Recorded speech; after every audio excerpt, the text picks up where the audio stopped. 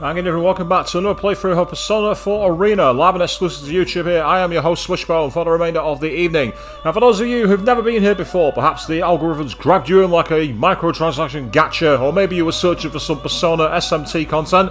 Either way, this channel is all about blind live reactions where we give our honest opinions on the games, we make a fool of ourselves doing the voiceovers, and we tell plenty of bad jokes, courtesy of the live chat box, which is that way. So feel free to get your comments in there, and I'll do what I can to get in contact with you all throughout the evening. For those of you who've been here before, whether you've been watching the previous slog through of Persona 4 Arena or even the other Persona games, you've been here for my failed attempt at stealth on Dishonored, maybe you've been here for the classic streams like Final Fantasy 7 and Forza 4, or the more obtuse streams such as Shin Megami Tensei Synchronicity Prologue and Song of Memories. Either way, a huge welcome back, because without all you people, well, this channel will be active, but it wouldn't be as interactive or as reactive. So again, one more time, the chat box is that away.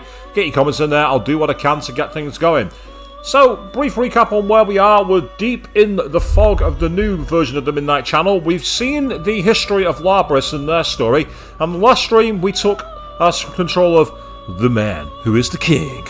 The Chad himself, Narukami, we saw his story. We also saw the resolution of the Magician Arcana courtesy of Yosuke. So we're going to stick with the investigations team, and we're going to go with a spunky dragon with deadly legs. The carnivore who discarded womanhood, Chie Satanaka.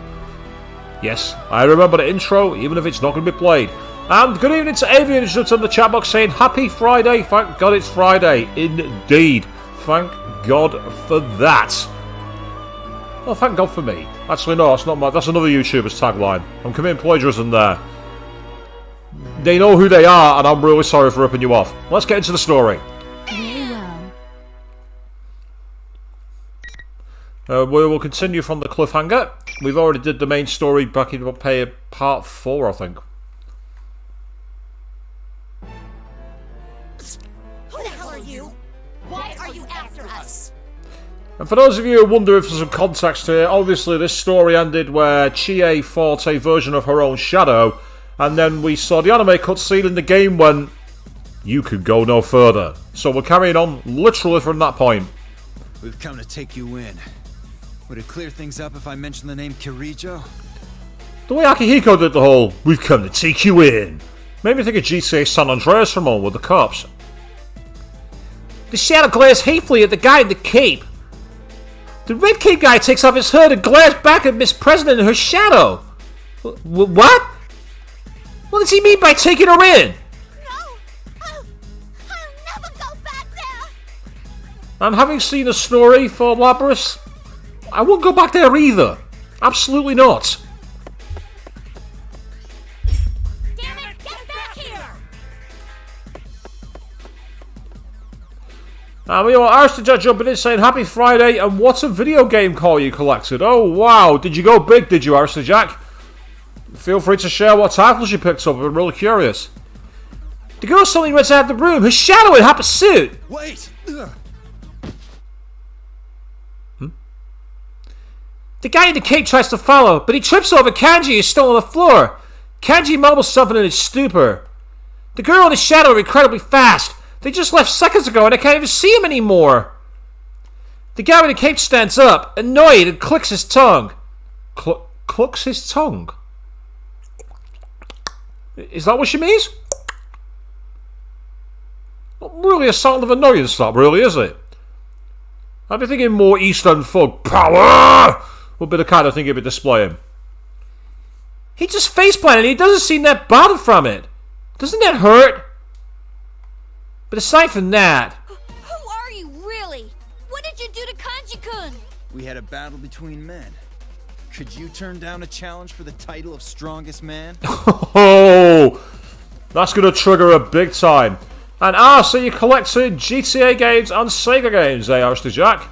Quite ironic that I referenced GTA San Andreas before them. Huh? What's he talking about? What the hell are you up to, Kanji-kun? There's so many questions I don't know where to begin.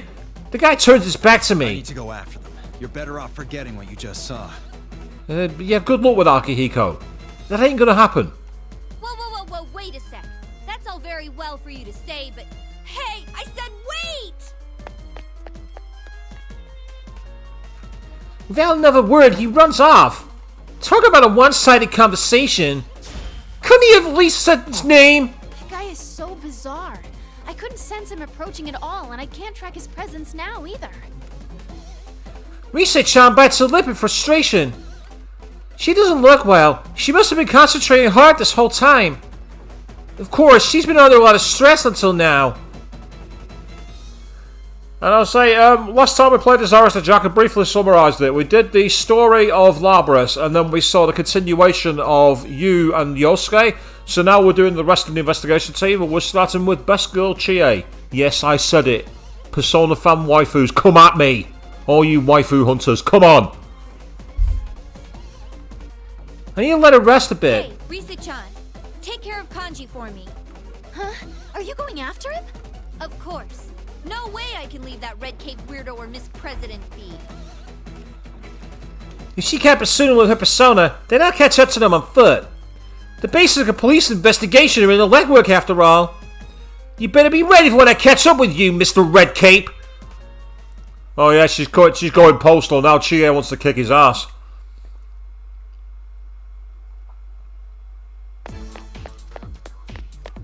After a bit of running around, I finally spot that conspicuous cape turning a corner in the hallway. He's really fast. I can barely keep up with him. But thankfully the gym should be up ahead, even though there's no way to be sure of that here. Good. I can take him on from here. Hold it right there, Buster! The guy stops to look back at me and frowns, but he doesn't attempt to run off again. Did he have a change of heart? Persona 5? That can't be. This game's from 2012. That can't be a Persona 5 reference. It can't. There's no way Atlas did that. No way. I don't know what's going on, but now I can catch up with him. You're gonna tell me what's going on. Who is that Labrys girl? Is she really a machine? And why are you after her? What are you gonna do once you catch her? What good would knowing that do you? Answering a question with a question is so casually. What? It were though. She's no idea what to do. I'm here on a certain mission. You could even call it a duty. Oh. My resolution is nothing like yours, based on curiosity. A duty?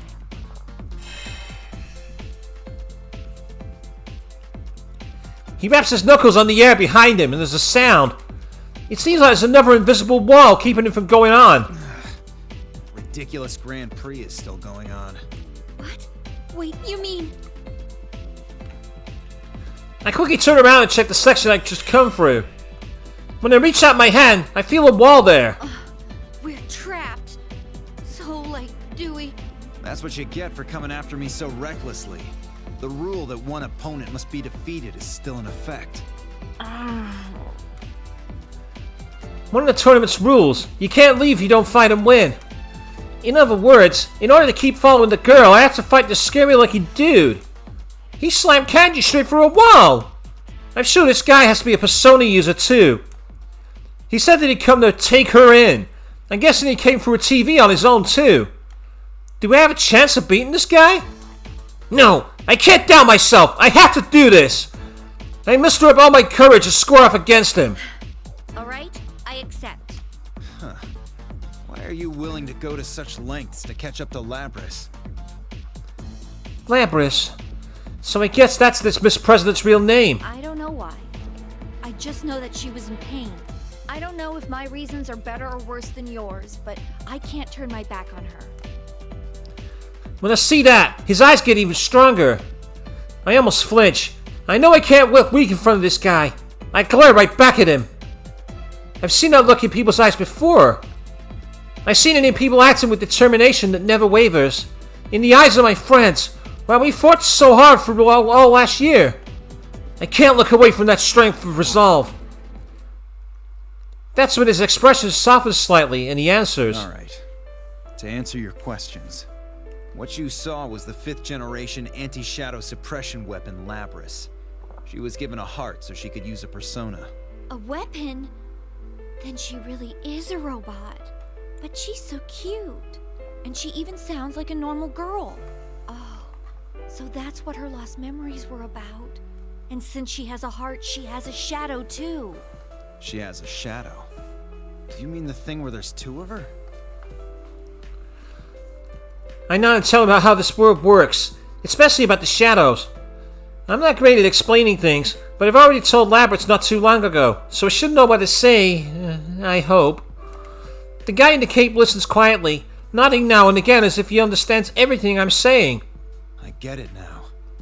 The mastermind behind all this isn't Labrys, but her shadow. I think that's it anyway. She didn't have any memories and thought she was the student council president. But I wonder what's with this tournament. What could she have wished for to make this happen? I have some suspicions about that.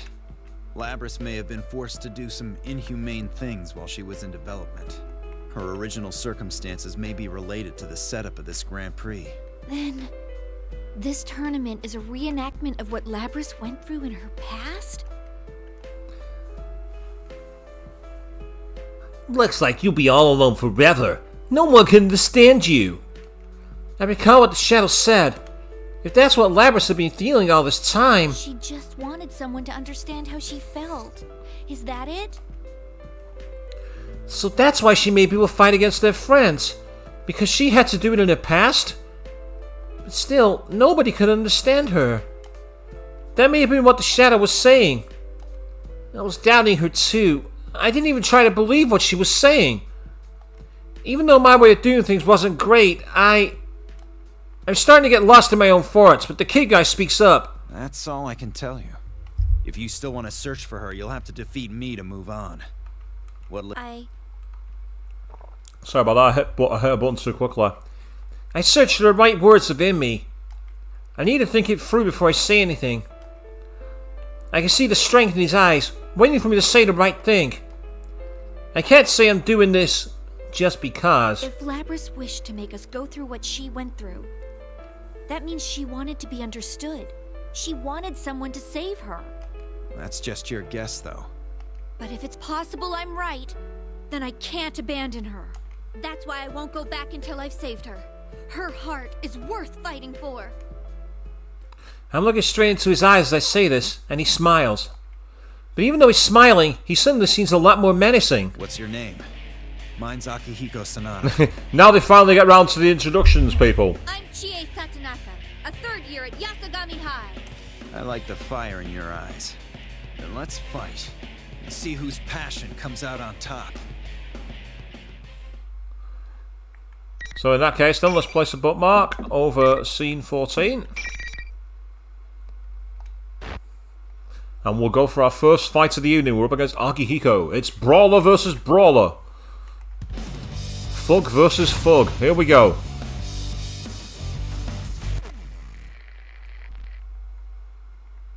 Finally! Gotcha!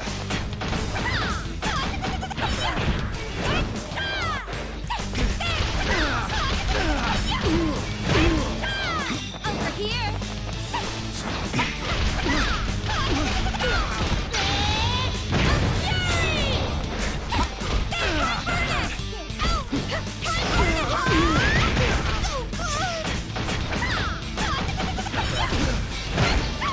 I'm not giving up. You went through me then?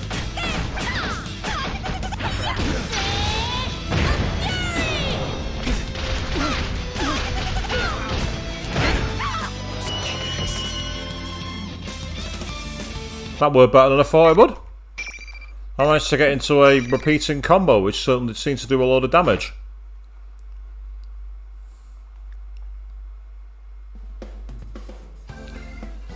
Phew. That was a hard fight. Are you sure? I won? Looks like it. I won. Akihiko stands up and quietly speaks to me. Tell me, Chie. What are you gonna do when you get to Labrys? What will I do when they get to her? I need to answer this properly too. Now that I've won, I can't half-ass anything. I'm gonna apologize for saying such awful things to her. But that's not all. I'm not sure I'm getting good at the fight, Sabian. I think I'm finding one blitz move that's seemingly impossible for them to get out of. It's not really getting good, it's more exploiting the mechanics. That's what it feels like, anyway. I want to talk to her. Really come to an understanding with her. Even if things are too painful for you to endure on your own, you can still overcome them if you have friends to help. I know you're feeling there, Raven, you know, that I won.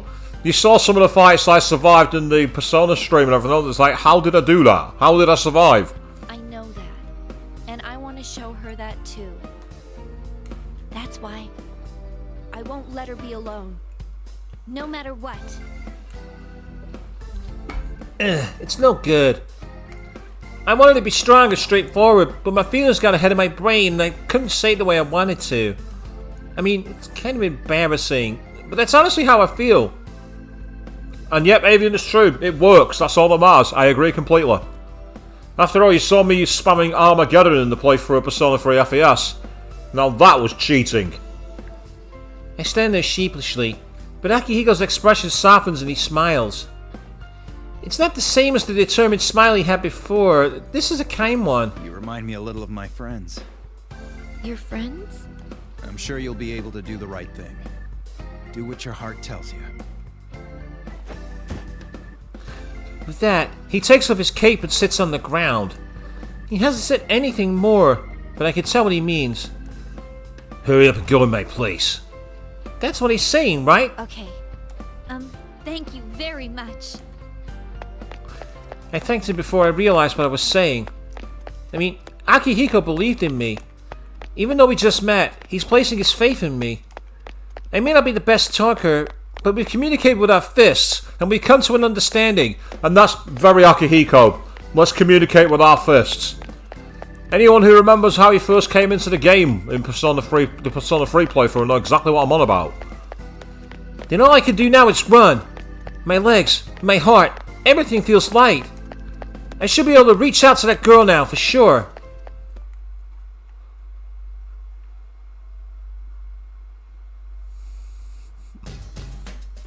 I finally made it back. While I was on my way, Rise-chan contacted me. Labrys and the Shadow seem to return to the announcement room together.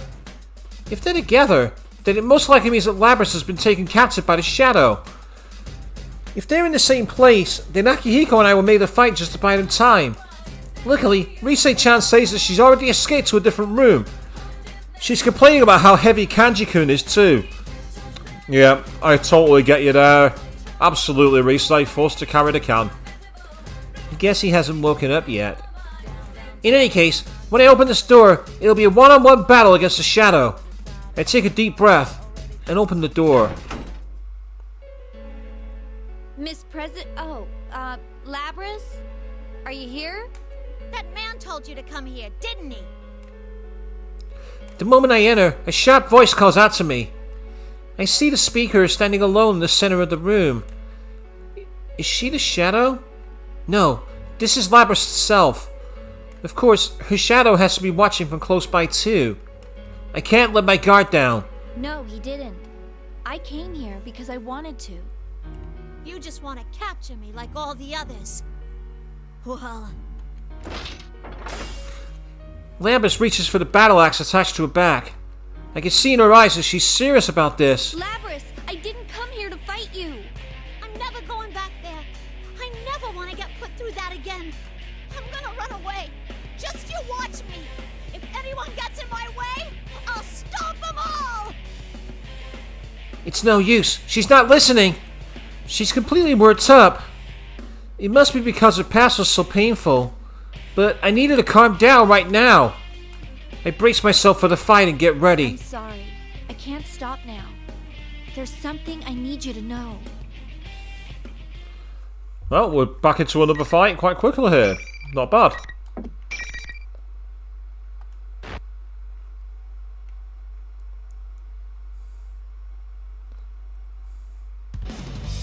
Yeah, she's not got a persona with her. It's not awakened yet. So it's time to fight.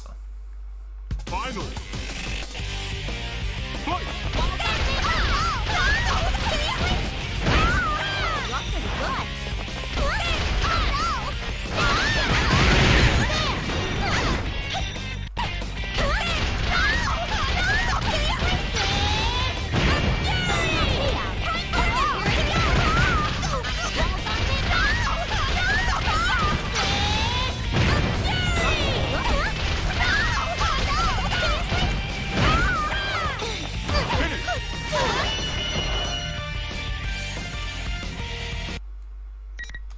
Once again, spamming one combo worked.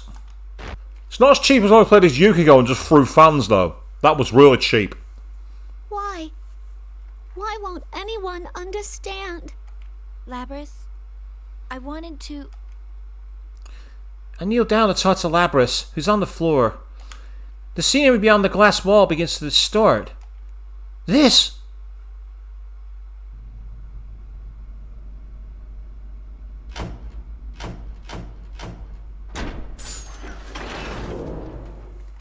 Show's over.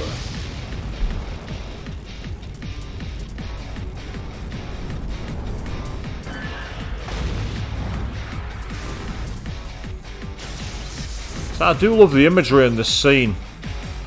With all the conveyor belts and the hanging corpses and the fire. It's just really grim. What is this? It's so horrifying I almost fall backwards. These things shaped like people are hanging everywhere. There's a giant furnace-like object in the center, and more of the things crammed into it like trash. What in the world is this? Don't tell me. Is this what Labrys has kept hidden inside her heart? When I come back to my senses, I notice that the shadow has appeared behind Labrys. Don't you get it? That'll never happen. You! Of course Shio-san's angry. You did lie to her after all. And, wow, you didn't hesitate for a second to attack her. So you do want her to suffer then. You want to make her go through what you did, right? That's not true! You want the everyday boys and girls to experience what you had to go through. Right? That's why we're in a school having a fighting tournament? If you actually listen very carefully to Shadow Labrys, you can actually hear a muffled male voice. You want to see close friends fight for their lives against each other. Because if they do that, then they might understand. You want to make them understand. So it's not just about the shadow, the voice distortion, there actually is a second layer track there. That ain't true! Labrys clutches her head. I try to reassure her, but nothing I say seems to reach her. It's like the shadow is the only voice she can hear. The shadow twists its mouth into a smile and continues whispering into Labrys' ear. But it was all for nothing. It just left you more of an outcast than ever. It's alright though. I'll take care of everything from here. You are me, after all. Here it comes. I'll destroy anyone who doesn't understand you and comes to get in your way. Just like you once did. Stop it! That's all a lie. You're not me. There we are. Labrys, no! Chie. You can't be me! And Chie's like, insert San Andreas meme. Ah, shit. Here we go again. Finally! You finally said it! Now, I can be myself!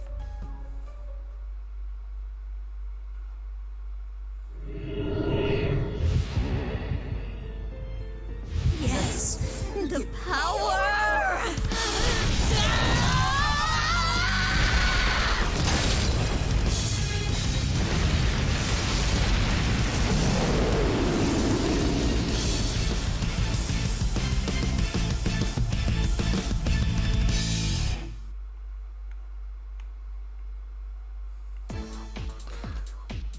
A shadow going berserk. No matter how many times I see it, it's still overwhelming. But now isn't the time to think about stuff like this. Labrys goes limp and falls to the floor. I stand between her and the shadow to protect her. It's okay. Just wait for me. I'm exhausted for today's series of battles. The shadow has an immense power. And even worse, I'm all alone in this fight. It's unlike anything from last year. And... yeah, Avian, it definitely is very much inspired by her for it must be said. Sorry, apologies, pardon me, but I tried to get that as far away from the mic as I could, I do apologise. I was getting a little cramp here, so I had to release some pressure. But I'm surprisingly confident in myself. Of course I'm nervous, but I have strong resolve, and it makes up for any fear I might have. I mean, this is my wish, after all. It's my dream too. I'll make sure to protect you. If this is about wanting to protect someone, I damn well won't lose. Yep, she's fired up, alright. Place no bookmark for chapter 19.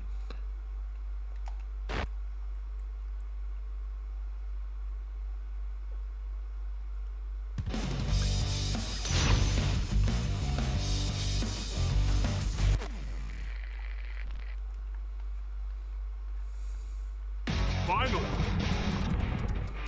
What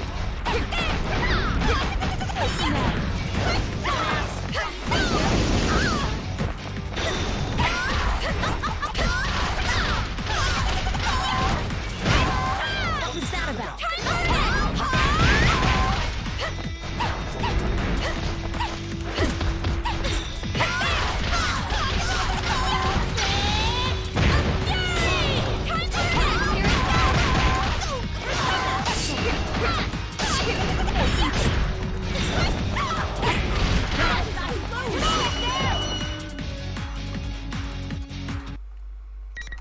Yes, it was button mashing spam, but it worked. Shadow Labrys is that way.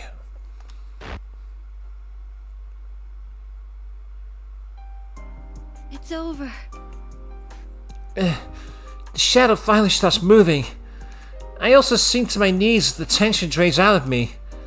But Labrys is safe. She's still trembling behind me, but at least she's not hurt. I was able to protect her, right? Why? Huh? Why did you protect me? Weren't you mad? Yeah, I can't blame her for thinking that. It does seem to do a lot of damage, yeah, so it works. That's the most important thing, Avian. I was really angry back then, after all. I didn't even try to understand what Labrys was feeling. But seeing Labrys with that blank look on her face is funny for some reason, and I can't help but laugh. I wasn't mad at all. Actually, it's you who should be mad at me. I said so many awful things to you. I'm really sorry. I could never be angry at you. I'm the one who did all those awful things. Labrys looks over to the shadow. There's pain on her face. I wonder if she still can't completely accept her shadow. No, of course she can't. It's not something that you can just accept without all the soul searching. She'd spent this whole time being tormented by what the shadow represented. Considering that, Labrys seems like a serious person. She might be the type to think that everything is her responsibility. But that's not true. There's no need for her to bear this alone. I want to tell her that so badly right now. Hey, about this Grand Prix. I mean, yeah, it was tough, but it wasn't all bad. Huh? It taught me a lot of important things. My weakness. The ambiguity of the dream I embraced. And I also was able to remember again the fact that I'm not alone. Just as the shadow said, my weak self may never completely disappear. But I can face that. I mean, I have friends with me after all. I'm not alone. That's why I'll be alright. I'll overcome it no matter how many times I need to from now on. That's why I want to thank you. And your other self over there, too. I still don't know what kind of pain you've been through. So tell me about it. I want you to tell me everything, like how you feel and what you're thinking. Tell you about myself? Mm-hmm. I'll listen. If you have something that's too painful to bear alone, then let's work it out together. Together? This is pretty wholesome. I'm not alone anymore? I nod back to her. After hearing my words, Labrys finally looks up and looks to her other self. She's still trembling, but she isn't looking away anymore. I was so bad at explaining myself, but I think she understands what I was trying to say. Labrys stands up and walks towards her other self. I watch her as she walks over to the shadow, standing tall.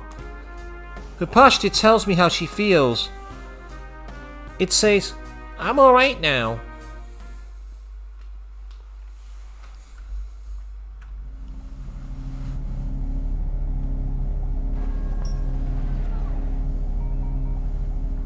I'm sorry I ignored you all this time.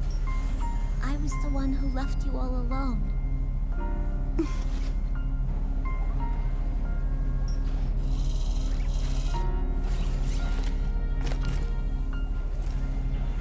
No.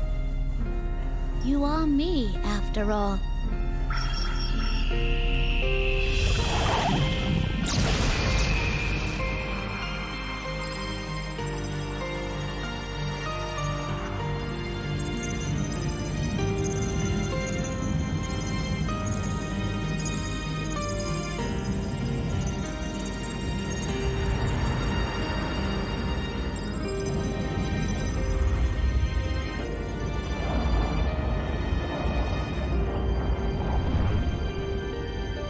This is my persona.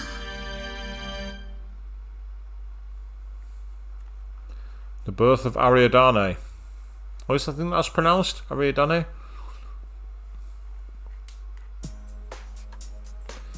Now that Labrys has accepted herself, she turns toward me. That's when she finally smiles. It's a smile from the bottom of her heart that I can tell she's never shown anyone before. It makes even my heart skip a beat. Man, this girl is really pretty. Oh, back at the gate. Interesting, we're going this way. I take Labrys with me, and we go to get everyone who's been trapped by the walls created by the tournament's rules. Since the real mastermind is gone, the invisible walls have disappeared, and everybody should be free now. We go around to each place. Yukon, Yosuke, Yukiko, and Teddy. Rise-chan brought Kanji, who had finally woken up. And even Naoto-kun showed up, and she shouldn't even be here. She tells us she just happened to be back in town because of the job she was doing. Eventually, we all got to the school's rooftop as a big group. When we opened the door to the rooftop area, we see something surprising. This isn't the rooftop at all. Instead, the area before us was the studio-like place that we had used the entrance to the TV world during the case last year. It should have disappeared after that, but it looks like it got restored when Labrys entered the TV world and the school was created. True, once the Midnight Channel started airing again, people would start taking an interest like last year. So maybe that's why the studio place came back. Still, the investigation team is back together again. This would be the perfect time. Labrys was hiding behind me, but I reached around and shoved her in front of me towards my friends. I have someone to introduce to you guys. This here is Labrys-chan. Chie-san? I explain everything that's happened to everyone. I tell them that Labrys is a victim of the events that took place here, and even though she has an obviously mechanical body, her heart is that of a human. Her shadow had come out of her, and was the one who masterminded this tournament. But Labrys has accepted it, and everything's been solved. And everything else that I might be forgetting here. This is the third time today I've had to explain this, so I think I've gotten pretty good at it. Labrys looks anxious while I talk, but the first one to speak up after I'm done is Yukon. I expected as much. He is our leader after all. That must have been tough. You feeling okay? Huh? Having a shadow come out of you is pretty draining. Seriously, I was ready to collapse for a few days when it happened to me. It's amazing that you're able to stand like that on your own. Labrys looks back between me and everyone else with utter surprise. No one minds Labrys, and they keep trying to talk to her, all speaking at the same time. Could it be because she's a mech? Wow! Isn't it cool for a mech like her to have a heart? A mech. That's a term I've not used in a while. Bloody hell. I can't think of any way it could be weirder than an idol, a detective, and a tame shadow, but here we are. I don't know. I think Teddy was even crazier. The way he grew a body inside of himself from scratch. To be fair to Kanji, he's not wrong. He actually isn't wrong. I am more intrigued by her than Teddy, though. May I examine your internal workings for a bit? It didn't take you for a mechanical fan. Naoto, do you remember what happened last year? In the weird science lab? For those who don't know, by the way, go check out Queen 3210's Let's Play on her channel. Now, Chun, if you're going to touch anyone's internal workings, do mine. Yeah! Fuck you, Teddy! Fuck you!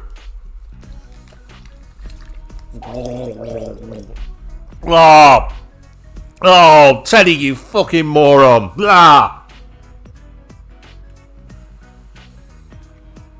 Oh no! Oh god, Hiv! Oh no!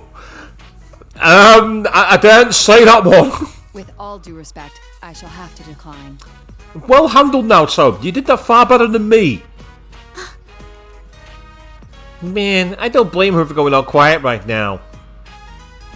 I tapped Labrys on the shoulder, seeing that she's at a loss for words. So am I, Chie. So am I. What's wrong, Labrys? You really need to ask. Oh, well, I thought that everyone would be angrier. That's what I thought. But Labrys, you got it all wrong. What would we be angry about? Now that it's over, it wasn't all that bad.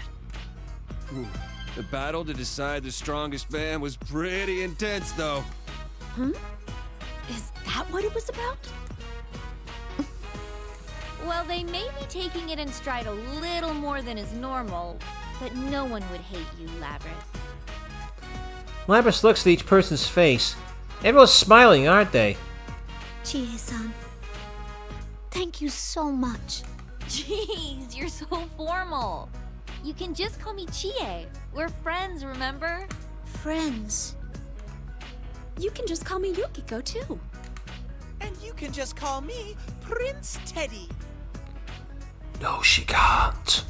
Stop dreaming. That's longer than your real name, though. Go back to the Wild Kingdom where you belong. Oh, would the carnivore like to join him? What did you call me? Go back to the Disappointment Ranger Ressentiment hideout. You got it all wrong. Ressentiment is French. Mal is pronounced completely different from the man in Featherman. It seems he's smarter than he looks. Ugh, sheesh. We're wrapping up everything so well, and then Yosuke has to go on about stupid stuff. If we keep sniping at each other like this, Labrys is going to pull back into his shell. We just got to talking. So I thought.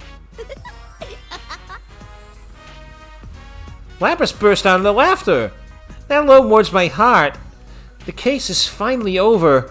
The realization is finally hitting me. As I sigh in relief, some more people appear behind us. Looks like everything's working out nicely. That red cape. It's Akihiko-san. Could the other two ladies with him be his friends? I sense Labrys go tense next to me. That's right. He said he was going to take her back. I step forward as if protecting Labrys. Not that I'm making a scene about it, but just in case. So you're Satonaka. Akihiko told me about you. I'm Mitsuru Kirijo.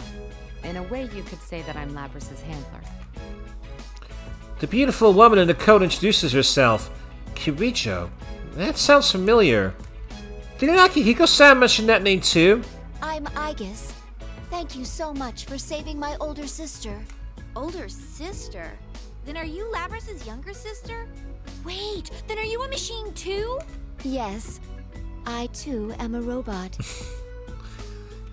Aigis-san smiles. I take a closer look at her, and it's true. Her body is mechanical, just like Labrys.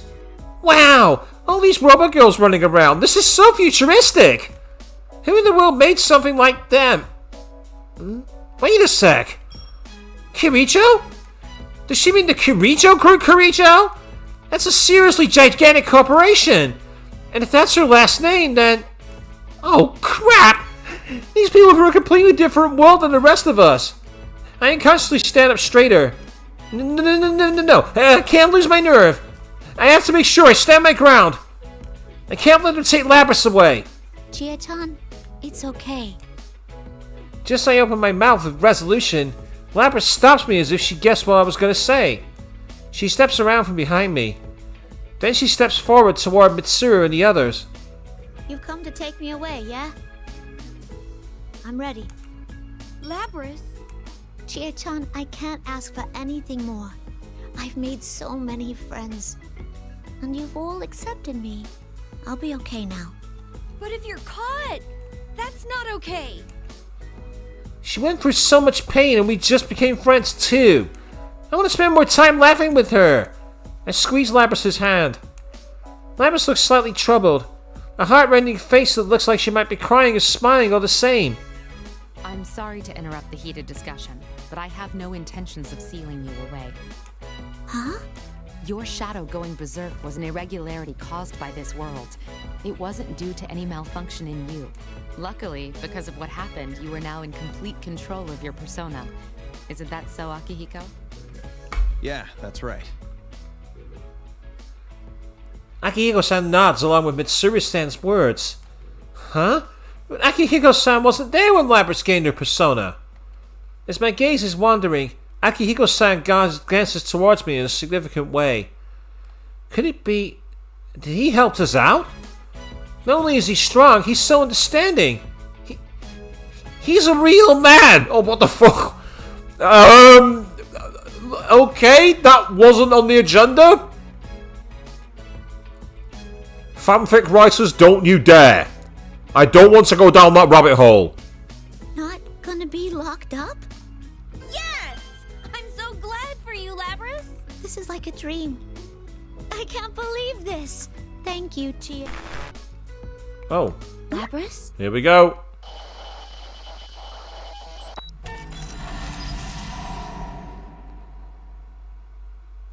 I like the fact the eyes did fade them. Yeah, exactly, Eve. Your best girl's got a crush. I'm pouting now. Labrys suddenly starts moving. The way she stopped was odd. Akihiko-san and the others seemed to notice as well, and they furrowed their brows. That's when... It's not over yet. What was that? That wasn't Labrys' voice. It's emanating from Labrys, but it's completely different. Is this the same communication system we use? Everyone, step away from Labrys. Mitsuru-san raises her voice as Labrys brandishes her battle axe.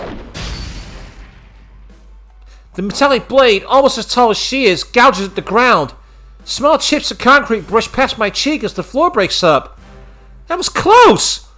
I mean, what's going on? I look back to Labrys in confusion, but there's no light in her eyes. What the? I cannot gain access. She is being hacked.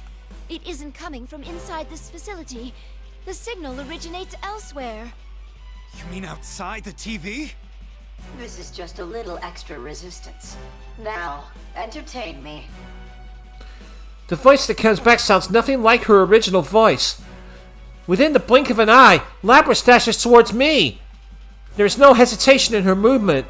If I don't brace myself, I'll be going down. Oh, why do we have to fight each other again? So here we are. What's interesting is that Narukami was at chapter 19, Yosuke is at chapter 20, and now Chia is at chapter 21. There's a pattern here. That intrigues me.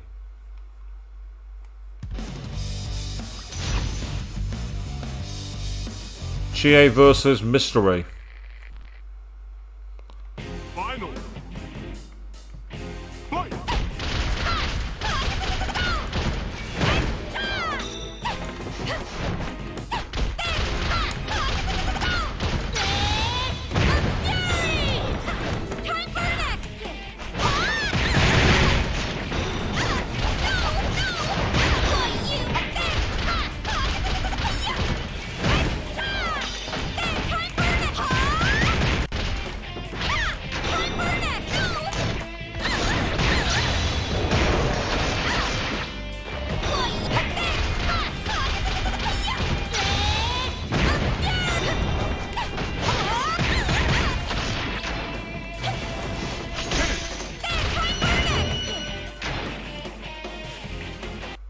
There we go. Bit more of a battle there, and the pattern's now broken to chapter 22. So my theory falls apart immediately. My, she was quite easily defeated. Evidently, I didn't push her far enough. Well, she is a test unit, so this is as far as my little game goes. That voice continues to emanate from Labrys, who's fallen to her knees or stopped moving. So, whoever is speaking through her is controlling her? How dare they treat her like some object? What the hell's wrong with them? Who are you? Why are you doing this to Labrys? As I yell in anger, Labrys straightens up in an unnatural manner. I should thank you all. Although this didn't work out, you did stay in it to the very end. Labrys' shadow was only the mastermind of the tournament. I see now. You're the true culprit behind the whole thing. I mean, yeah, Avian, I was hinting that every time the character would go on, the story would get one chapter longer, but Chie's gone 2. So unless randomly Yukiko has 21, that'd be interesting. That's right. Labrys wasn't a persona user, she was a victim. The shadow should have appeared after that. That means there was someone else who dropped Labrys into a TV. Just like last year's case. Indeed. It was I who stole Labrys away. Since I don't have a persona and can't enter a TV, I needed a puppet that could run amok for me. But there's a plot hole there because you need a persona to push someone into the TV. So if they don't use a persona, they wouldn't have been able to get her into the TV. There's a plot hole. Labrys' persona was only partially awakened, so I had a feeling her shadow would appear if she underwent a little suffering. You got the better of me this time. You deserve to know at least that much. This time? Are you still planning something? Who knows? What the hell? Labrys has a heart. Do you even understand how much pain she went through because of you? Seriously, what the hell? Labrys is being controlled from someone safe outside the TV. How much suffering did they think Labrys went through? How could they laugh when she's in so much pain? But the voice continues, mocking me for not understanding. A heart, meaningless. Whether or not she has one matters not at all to my plan. What? Well then, everyone, until we meet again. The voice cuts out, and Labrys immediately collapses on the spot.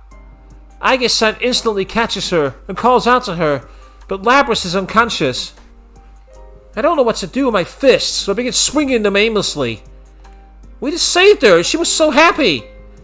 Why does she have to be put through this? It seems whoever our adversary is, they're connected to us.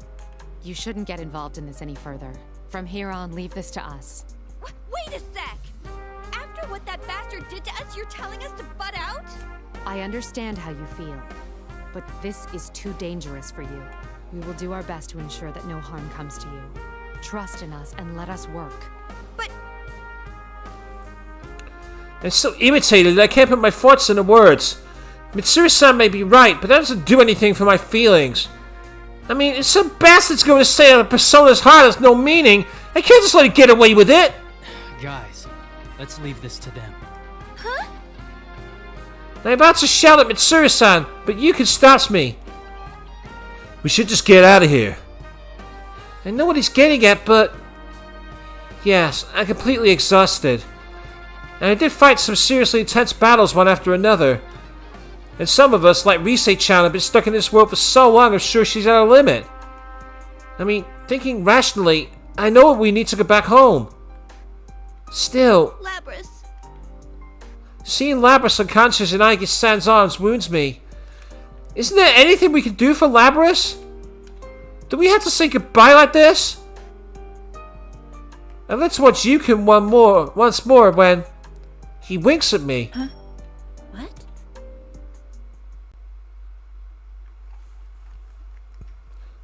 The king has returned.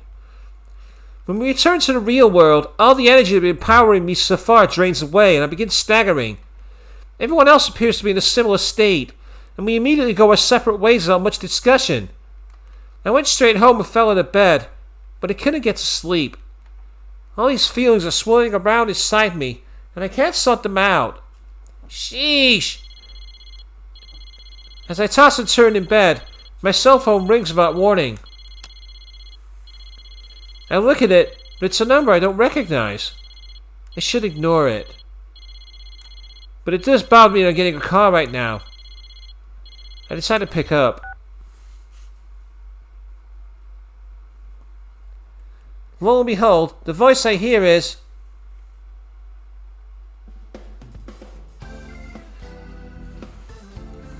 The car said to me to a certain location the next morning. When I arrived, I saw an amazing limousine parked on the plain country road. It's just... This thing's so long, it's insane! Even if I was in a movie, it would be a comedy. Because nobody would believe that a car this long and sleek would exist in real life. Can it even turn a corner? That might be a reference to a world-famous limousine that's so long it had something daft like 24 tyres. And in the middle, it actually had a turntable to help it go around corners. If you go online and run a search of the world's longest limo, it comes up all the time. It's hard to see through the windows of this ridiculous limo, but I can see 4 people who are just as remarkable as the car itself. Labrys had called me last night, and the people in the car were Mitsuru-san's group. Thank goodness she did wake up after all. Labrys! When I call out to her, Labrys immediately gets out of the car. Mitsuru-san, Akihiko-san, and Aikis-san follow as well. Oh, and she's not carrying an axe on her back. I imagine that it would be hard to get into a car with that thing. I'm sorry for calling you here all of a sudden, but they told me we'd be leaving already. The follow-up is over, after all. Our work here is done. Now you see, that doesn't look too bad. Just a red hoodie. That looks a bit more acceptable than his cape. I'm glad to hear that, Master. Oh no. Please don't tell me there's a spin-off manga where them two go travelling together as some kind of dojo master and apprentice thing. Master? Yeah, Mitsuru, I'm with you. I'm confused as well. Actually, I spoke a bit with Akihiko on the phone last night. When I thanked him for helping us persuade Mitsuru-san, all he said was, "Wasn't anything special. I only did what was necessary." Damn, what an awesome thing to say! During that little chat, I began convinced that what this person is striving for is very similar to my own goals. That's why I'm going to call him Master. I look up to him as an ideal until I can match his strength and resolve. I told you to stop calling me that. Yeah, I guess it's canon though, isn't it? Isn't it? I guess it's now canon, Evian. No, you're my master. Though, I gotta admit, part of me has just always wanted to say macho things like that. But you're not a man. Oh! Oh! Ouch! That was the point of her heel going straight into the knackers! Damn, that's an emasculation! A true man isn't bound by his sex.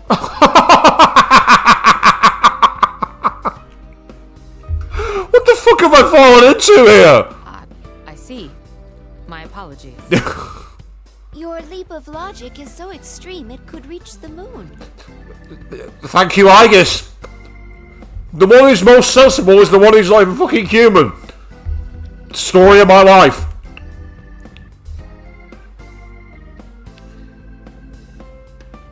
Labrys giggles at seeing our banner. I can't help but smile as well. He sounds embarrassed, but maybe a little happy too. Still, You're going with them too, Labrys? to be honest, I wanted to be with her more. But if I said such things, it would probably just trouble Labrys, so I swallowed those words. Labrys speaks to me such things are getting from my mind. Yeah, again, back up in the comments from Avian and Aristotle saying thank you to Aegis, the only one who's made sense. Snow Beaver, where are you when I need you? Yeah. I decided I'm gonna work with Mitsuru-san and then I'm gonna find whoever it was that set you all up and catch him myself. I won't let any danger come to you guys. So, this is just a short farewell.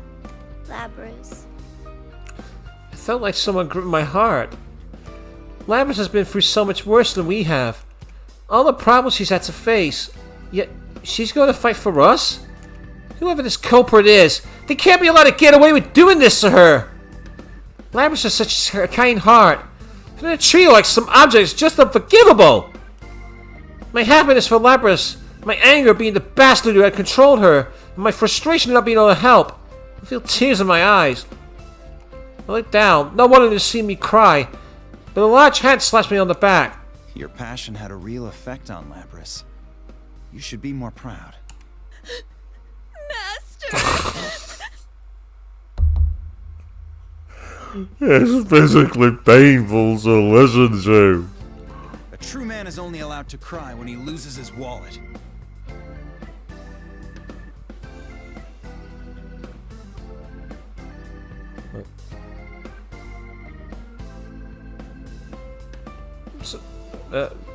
Only when he loses his wallet?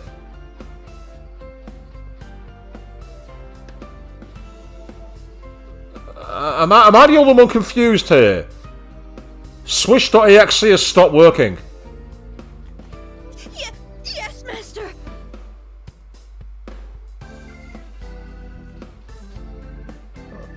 I've got nothing. I've got nothing. That's a rather shallow occasion for tears. Did something happen to you during your trip? It's true that the mental scars one would face if one lost one's wallet in an unknown land halfway across the globe would be immeasurable. To be fair, that's less of a leap of logic from I guess. Ah, there they are. Hey! Our friends have gathered around us. Of course, I had told everyone about the phone call I'd gotten from Labrys. You could have stayed a little longer, you know?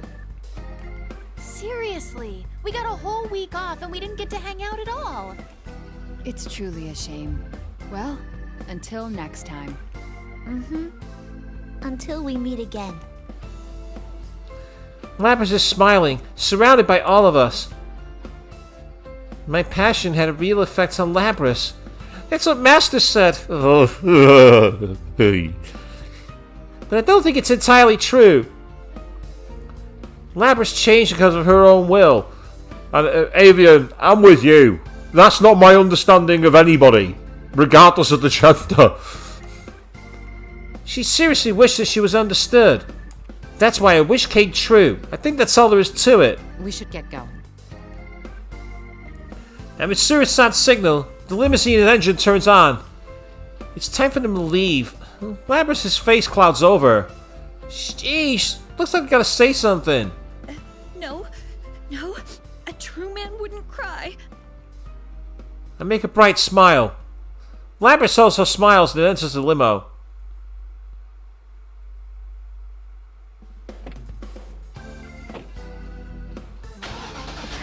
Yeah, now that you've planted that seed, Avian, it's probably going to come true in his apologue, isn't it? Thank you for that. As the car takes off, Labrys sticks her head out the window and yells loudly. Hey, Chie! I'm really glad that I met you, Chie! Oh, it's no use. I'm the one who told her not to cry. Labrys is smiling just like I told her. Looks like I won't be a true man today. I'll see you! No worries, Avian. You try and get through that as best you can, and maybe you'll be able to catch up later.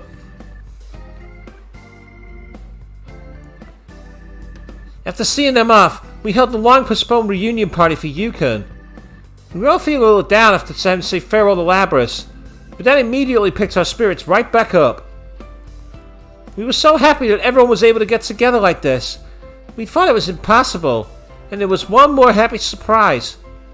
Also, this doesn't mean we won't be able to see Labrys again. I stretch out and look up at the sky. Yep, Golden Week starts for us today!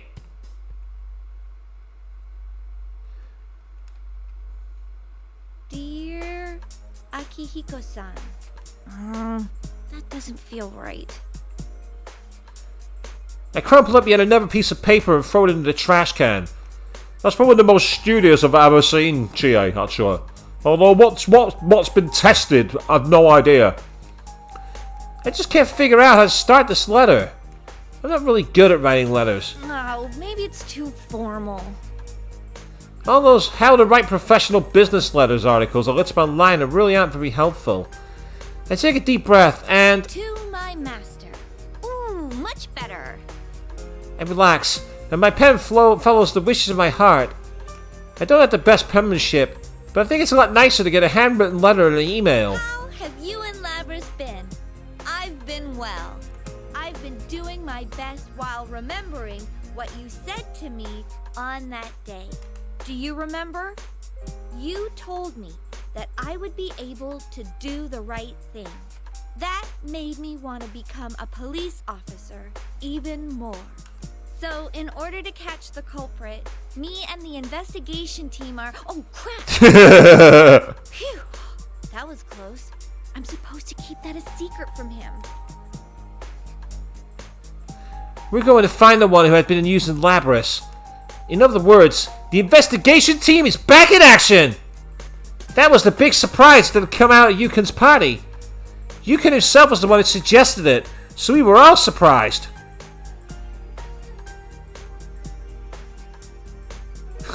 Seriously, he'd said, "Let's leave this to them," right in front of Mitsuru-san and the others. But it looks like Yukon had other plans right in mind right from the start. Man, if you can be such a convincing actor, I can't go spilling the beans in a letter. But to lie to Master... No! I have to lie to him! I can't let him find out, no matter what! I crumble out the piece of paper again and throw it away. I guess this really isn't my thing. I'll give it another try tomorrow. I will be able to do the right thing. Now, you see, if you're looking at Chie's room there, you can see she's got the pull-up bars in the corner. She's got the hanging bag, which is very similar to what Akihiko has for the boxing. And of course, she has Blue 3 on the wall, aka Bruce Lee. I'm going to believe in those words and do my best to live up to them. I really wanted to know that. Next to the letter is a police academy entrance exam guide. I bought this a long time ago, but I haven't even touched it since I bought it. I've got to face that someday too. When I look at the clock, I realize it's already past midnight. So sleepy. Oh. Since Yukon's with us again, we've got to give what we decided on our best shot. Investigating on our own, huh? I stand up from my chair and stretch out, then fall onto my bed. It's so fluffy. I can't stop myself from immediately drifting off into sleep. I'll do my best to... My future. What I want to protect. An enemy we must fight. There's so much that I need to think about. I'm not good at thinking, and there's probably going to be a lot of things that don't go as we planned. But I just need to concentrate on one thing at a time. Even if something doesn't go well, I shouldn't let it get to me. Yes, because I have friends. I know I can go on. Along with my friend.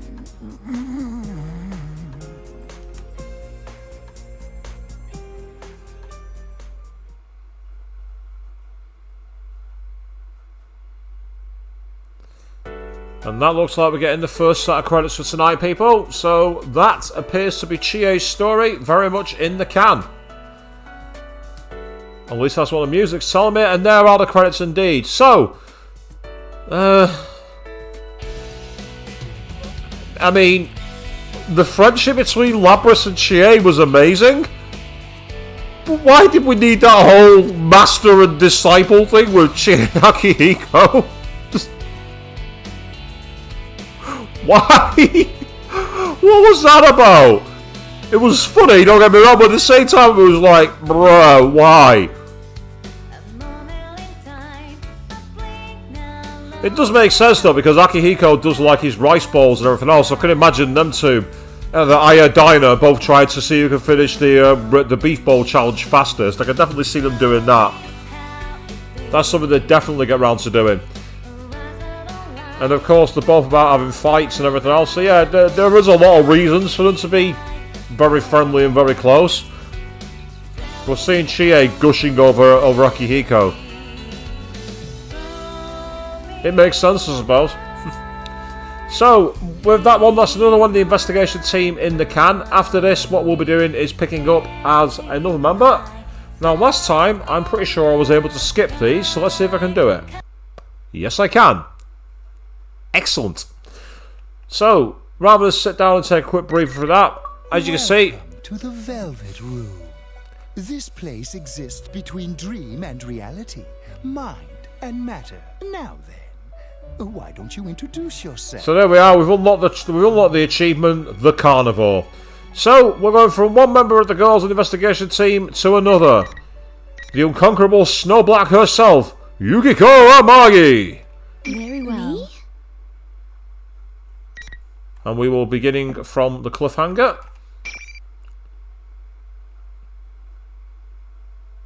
Anti-Shadow? Labrys? Yep, so again, same argument that we had with Chie. Basically, Yukiko fought a version of her own shadow, which morphed into Shadow Labrys. That was what Miss President said. Miss President is now completely different.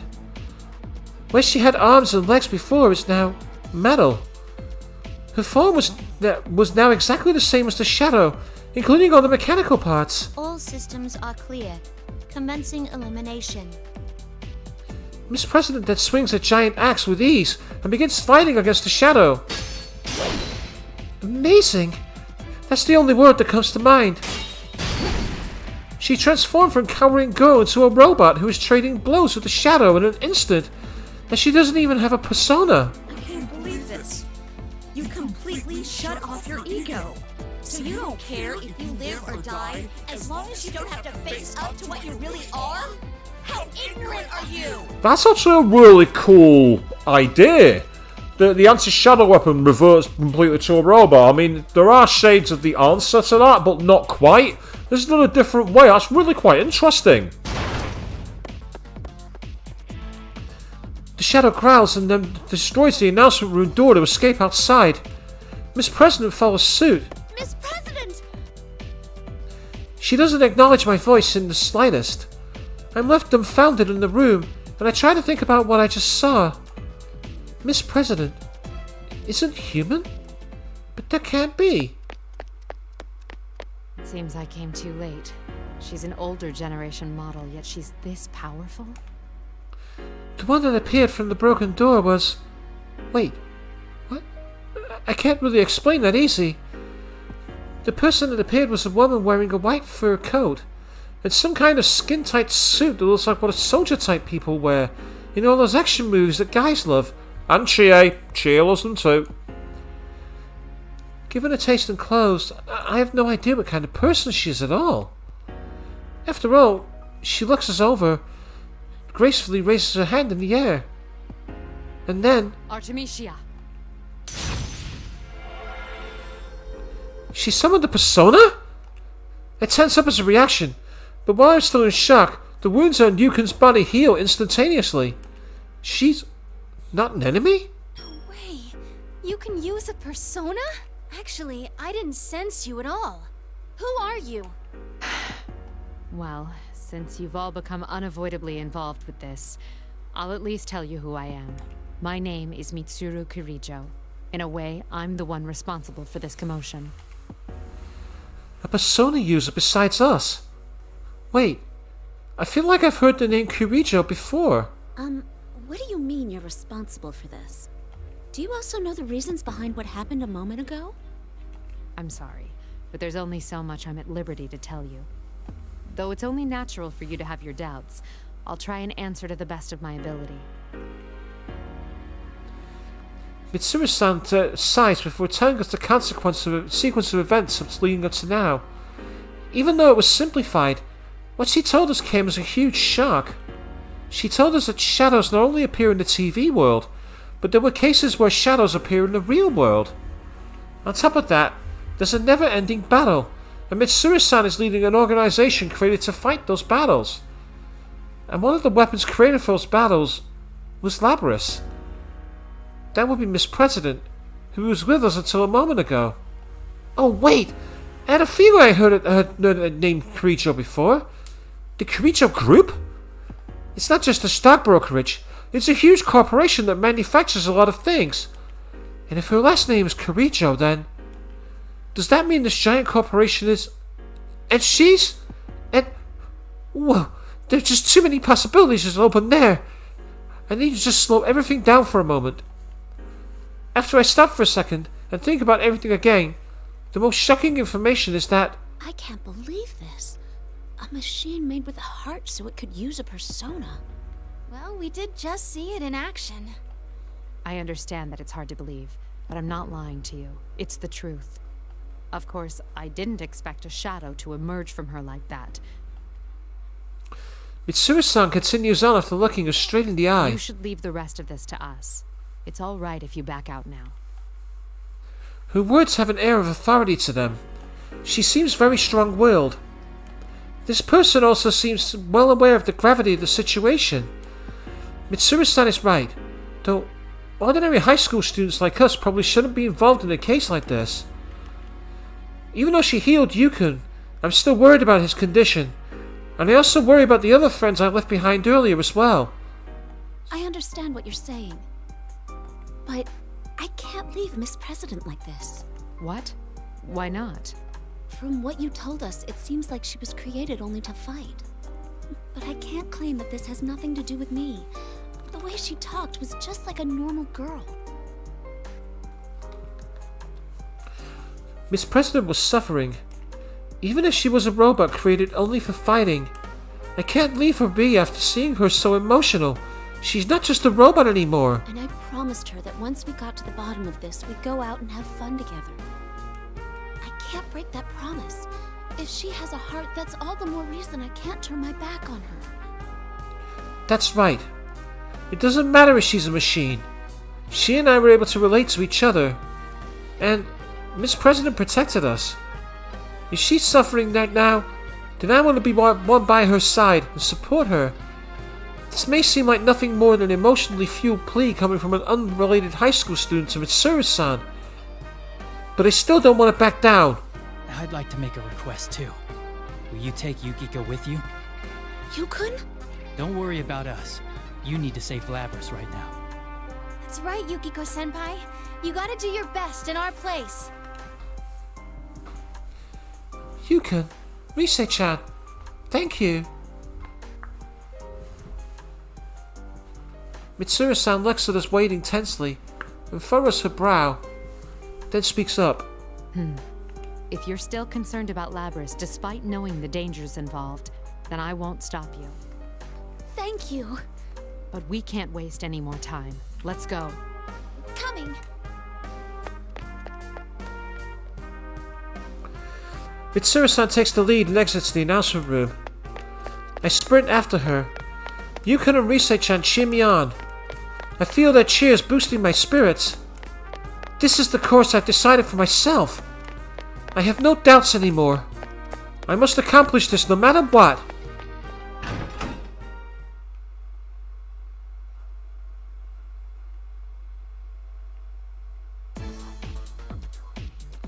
I follow Mitsuru-san and chase after Labrys.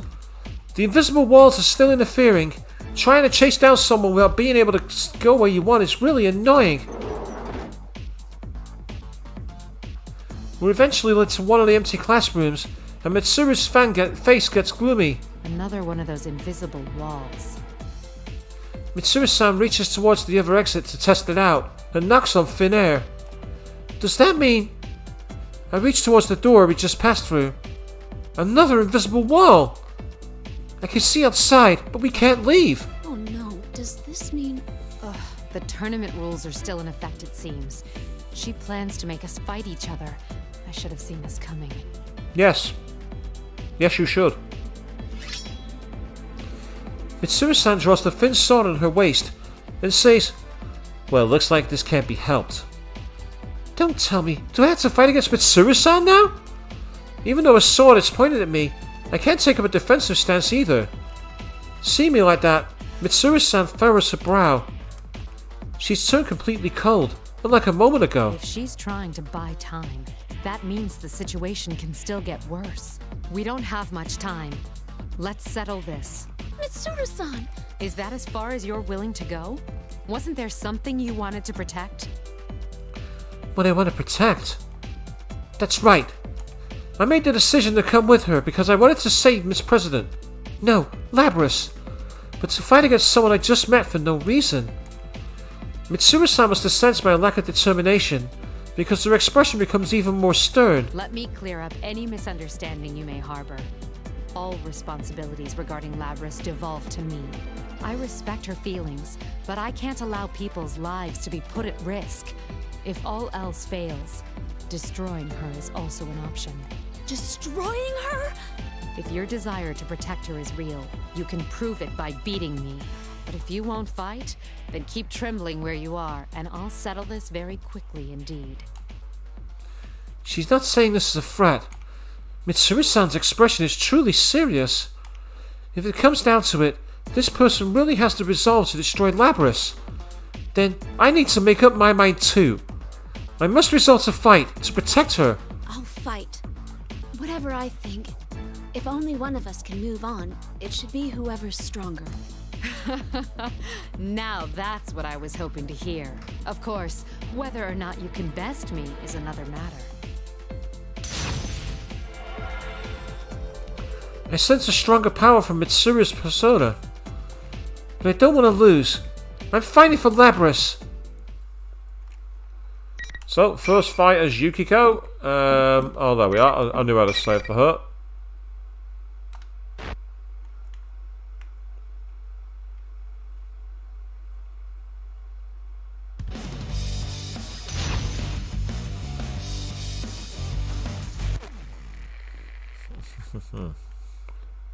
Final. Fight. Well struck.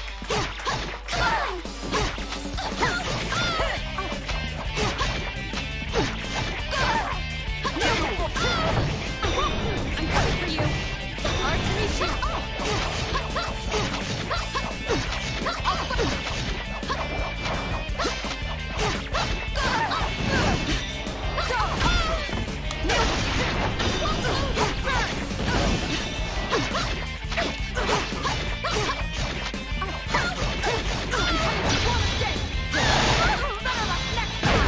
Oh, not enough to finish me out. I'll do. Clutched it, managed to win. That was a case of range spam. Me with the fans and Mitsuru with the sword and the chain. So they both kind of cancelled each other out. Well done. You have proven your resolve. I do think that some of the characters in this game aren't as balanced as I'd like. Because again, like with Chie, I was able to get a lot of fast kick combos in. With Akihiko, I hadn't have much of an issue there. With Naruto, once you got the shot combo in to silence your foes, Yukiko just doesn't feel as good. Upon saying so, Mitsuru-san smiles. It seems that the sternness she had before the fight wasn't genuine. Now go after her. I'm confident that you can salvage her heart. Even though she had spoken about destroying her like an object before the fight, she just said her heart. Did you let me win on purpose? I object to the question. I don't indulge people in critical situations like this. Yeah, she's right. The stern words Mitsuru-san said before we fought may have actually been an attempt at kindness on her part. Me going forward instead of her means that if worst comes to worst, I will have to execute the painful decision instead of Mitsuru-san. If you think of it like that, losing on purpose wouldn't be kind at all. I chide myself for having such soft thoughts. Saving someone's life isn't something you can just do half-heartedly. It was the same with last year's case too. Since I fought Mitsuru-san and won, I must accomplish this no matter what. Okay, then I'm going now. And I'm coming back with Labrys no matter what. That's the spirit. I'm counting on you, Amagi. I turn my back towards Mitsuru-san and run out the classroom. I hurry and try to make my way to Labrys as quickly as possible.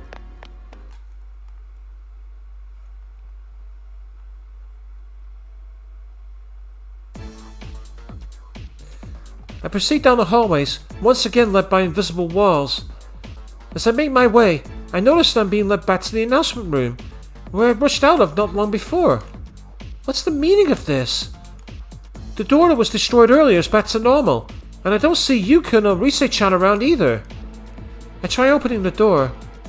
I need to figure out what's going on.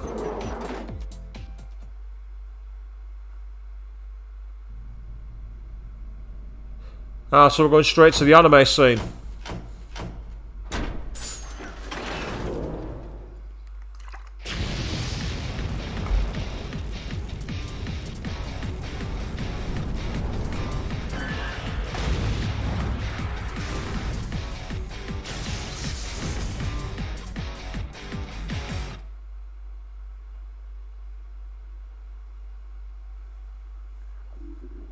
What's going on?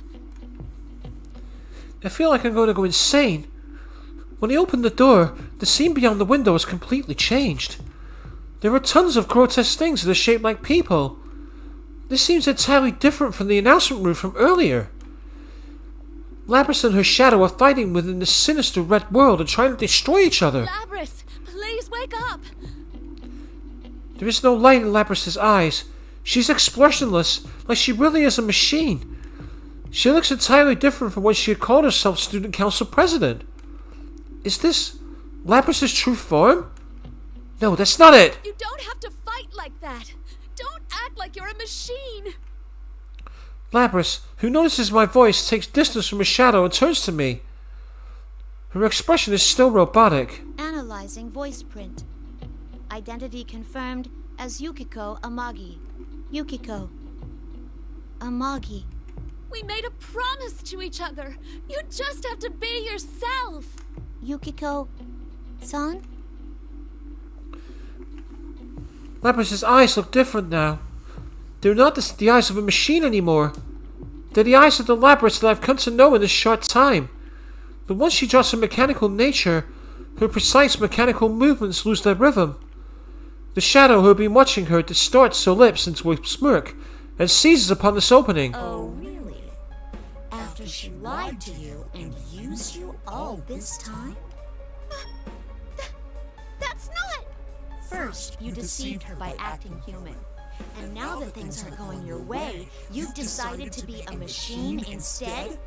Why don't you just give it up? Just tell everyone how you really feel. You want the everyday boys and girls to experience what you had to go through, right? That's why we're in a school having a fighting tournament. You want to see close friends fight for their lives against each other. Because if they do that, then they might understand. You want to make them understand. No! That wasn't my wish at all!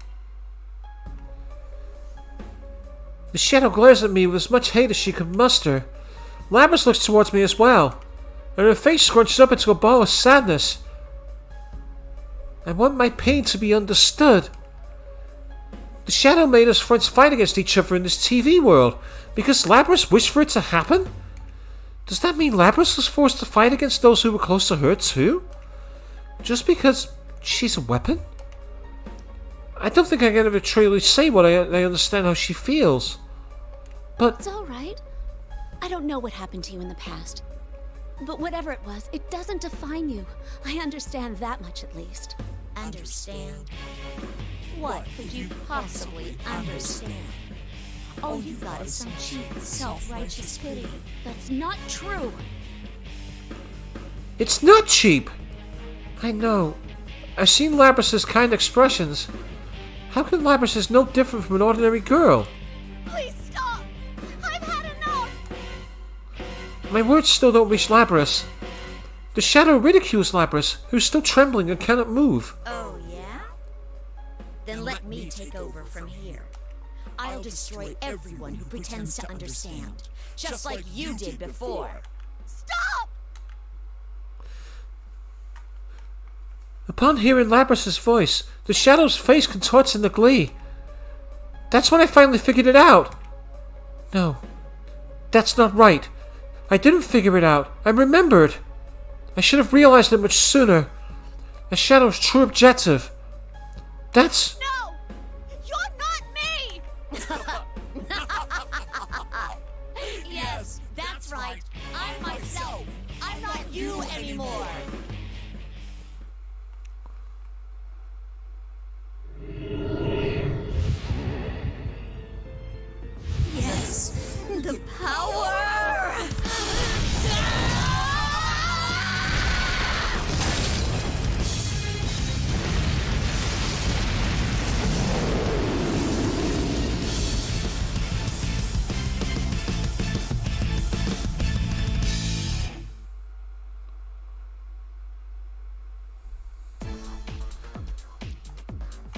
A shadow goes berserk and gains power after it's denied by its owner.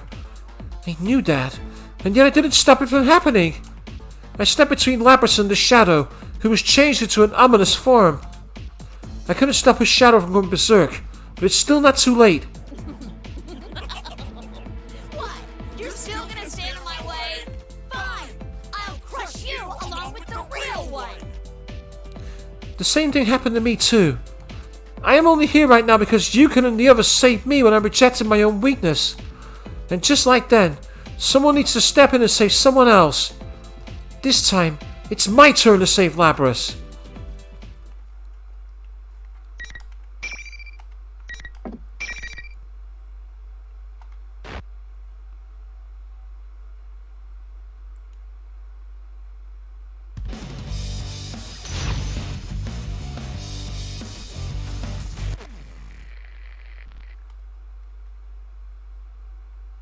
Final.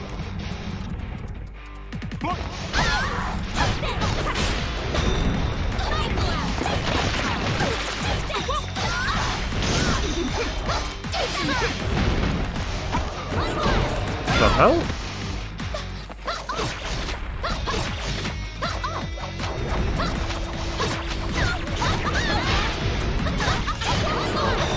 I'm gonna lose this fight, there's nothing I can do about it.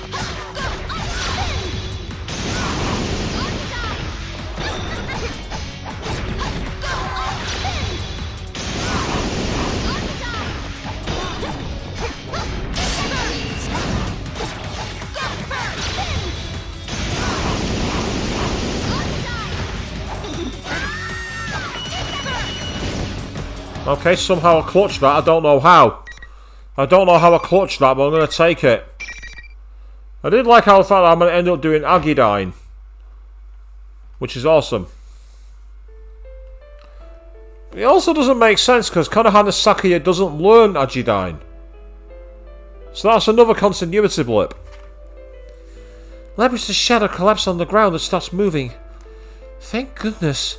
It seems that I managed to win. Yes, Yukiko. You did. Somehow. All that's left is for Labrys to accept her shadow, and it should put an end to everything. But the weight of the past Labrys is harboring isn't a normal thing. When anyone goes through tough times, the wish that normal people would experience their pain arises in everyone's mind at one point or another. But the pain from her past comes from her being forced to kill her friends. It's incomparable to the problems I needed to face last year. If I was forced to hurt Chia until she died, I think I'd go insane in a snap. I wonder if she'll be okay. Labrys. I call to Labrys while my heart is pounding.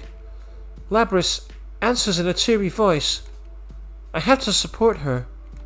Even though there's no way I can understand everything she's gone through. I want to support her because there are things I can't understand. Why? Why did you save me? You already know I'm a machine. I'm a machine that's supposed to protect people. But because what they did to me was so painful, I took it out on other people too. So why are you? It's okay. You must have suffered so much. I'm sorry. You went through so much pain to protect us. But it's all right now. I won't let those things happen to you anymore. Labrys looks up in response to my words. When I think about when Labrys protected us from her shadow, how she closed off her heart and reverted to the mechanical self that she never wanted to show anyone, makes my heart ache. I never want her to go through that again. Labrys has already lived through so many painful experiences. Because of that, I can never truly say I understand her feelings. But I'm sure I can at least protect her so that she won't have to go through this anymore. It doesn't matter if you're human or not. I'm your friend. We made a promise, remember? You want to be friends? Mm-hmm. Be friends? We're friends already. That's why, if you're going through tough times, I'll always be there to help you and protect you.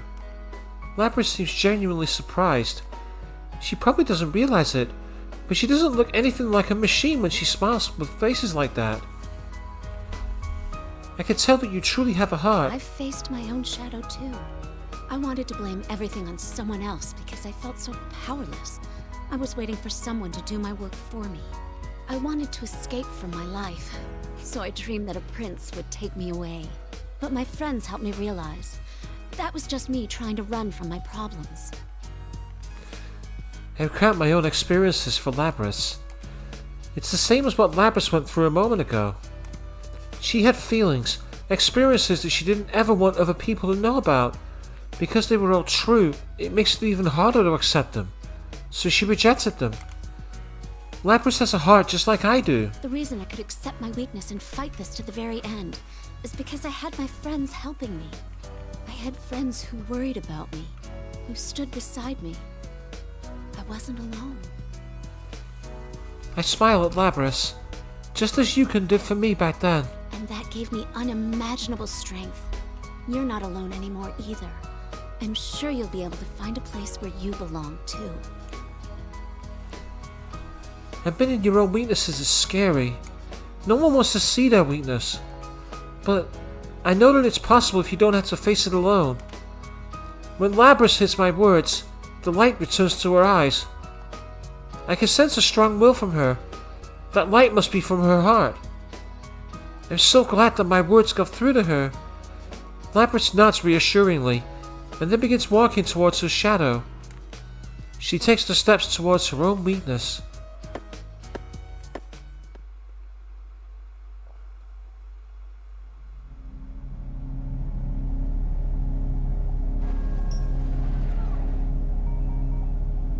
I'm sorry I ignored you all this time. I was the one who left you all alone.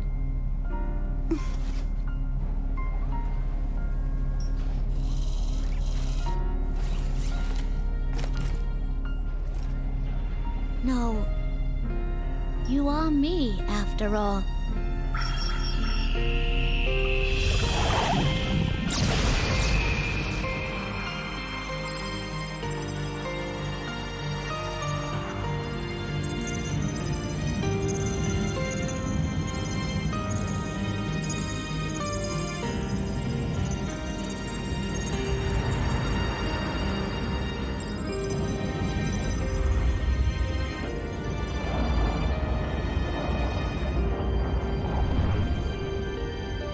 This is my persona.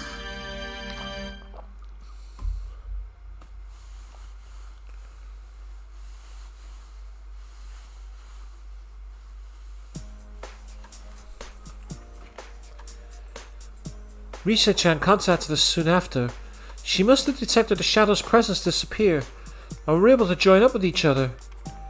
The invisible walls and the tournament's rules both seem to have stopped once Labrys accepted her own shadow. As Rise-chan uses her persona to contact everyone and tell them that everything's been solved, some of us are surprised to discover that Kanji-kun was here, as well as Naoto-kun, who wasn't even supposed to be in Inaba today. Rise-chan tells everyone to meet up on the rooftop. From what she tells us, the studio-like space connected to Juness seems to have been restored there. The four of us immediately begin to head towards the entrance, but Labrys stops. When he asks what's wrong, she responds anxiously. Hey, can I really come with you? Seems like I'd just be a nuisance. What do you mean, a nuisance? Well, you know, I'm a machine. There'd be all sorts of problems. There would? I love how Yukiko's like, why? Very innocent. What does she mean by problems? Compared to Teddy, I can't think of any possible problems Labrys would cause. Ouch! Bing, bing, bing, bing, bing, bing. Yep, Yukiko bringing the fire against Teddy as usual. Are you saying it wouldn't bother you and your friends? Wow.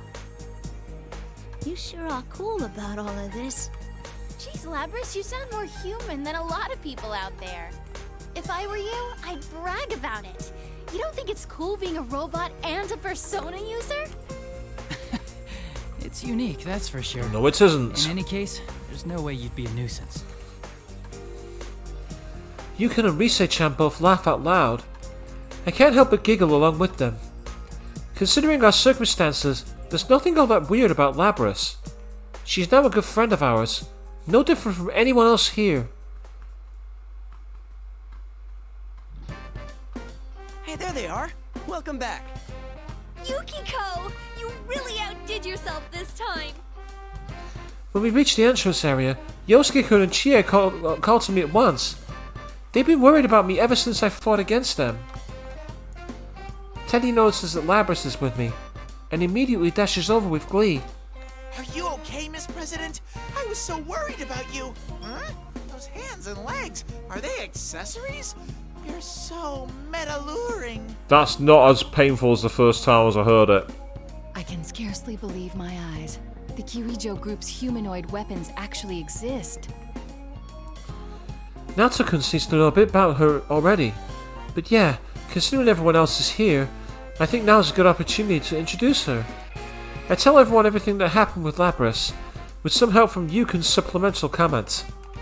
After I finish talking, silence washes over the rooftop. Labrys has fallen silent too and looks nervous. Kanji-kun was first to speak. I don't really get what's going on, but everything worked out, yeah? So I'm glad everyone's all right. What's with the jumping to conclusions? You're one of the things that got us into this mess, you know. Well, that was anyone could have done that. Actually, are you feeling okay? You're not tired or... Oh, what am I saying? Of course you're tired. Huh? No, I'm fine. Isn't there something wrong with this picture? Shouldn't you guys be pissed at me and all? Huh? What would we be mad about? Nah, don't worry about it. We're cool. Pretty much all of us have caused trouble for each other because of our shadows. Yeah, especially Kanji-kun. Me? That's not fair. I never saw your guys' shadows, you know. Naoto's was pretty crazy, at least. Don't drag me into this. I mean, after the epithet given to Kanji-kun, I imagine that his shadow must have been far, far worse than mine. Hell no! Labrys blinks in surprise at seeing the group's usual friendly pace. See? I told you there wouldn't be any problems. When I say that to her, Labrys quietly replies like, "Man, you were right." And then... Well done, Amagi. I had every confidence that you could do this. I hear a voice behind me. When I turn around, I see Mitsuru-san and two other people. Who are they? Were they in here looking for Labrys too? Like Mitsuru-san, they both have weird outfits. And that person... It's nice to meet you all. My name is Aigis. Thank you very much for saving my sister. The girl with a body similar to Labrys seems to have noticed me, looking back at her and addresses me. Does she mean Labrys? Then that means... What? Excuse me, but you're... I mean, are you also... Yes, I too am a robot. She's kind of a later version of what Labrys was built for. Oh, I'm Akihiko Sanada. Sorry for all the trouble. So, Aigis-san is the robot, and Akihiko-san is the one wearing a red cape. Okay, I've memorized them now. Actually, I guess it would be harder to forget them.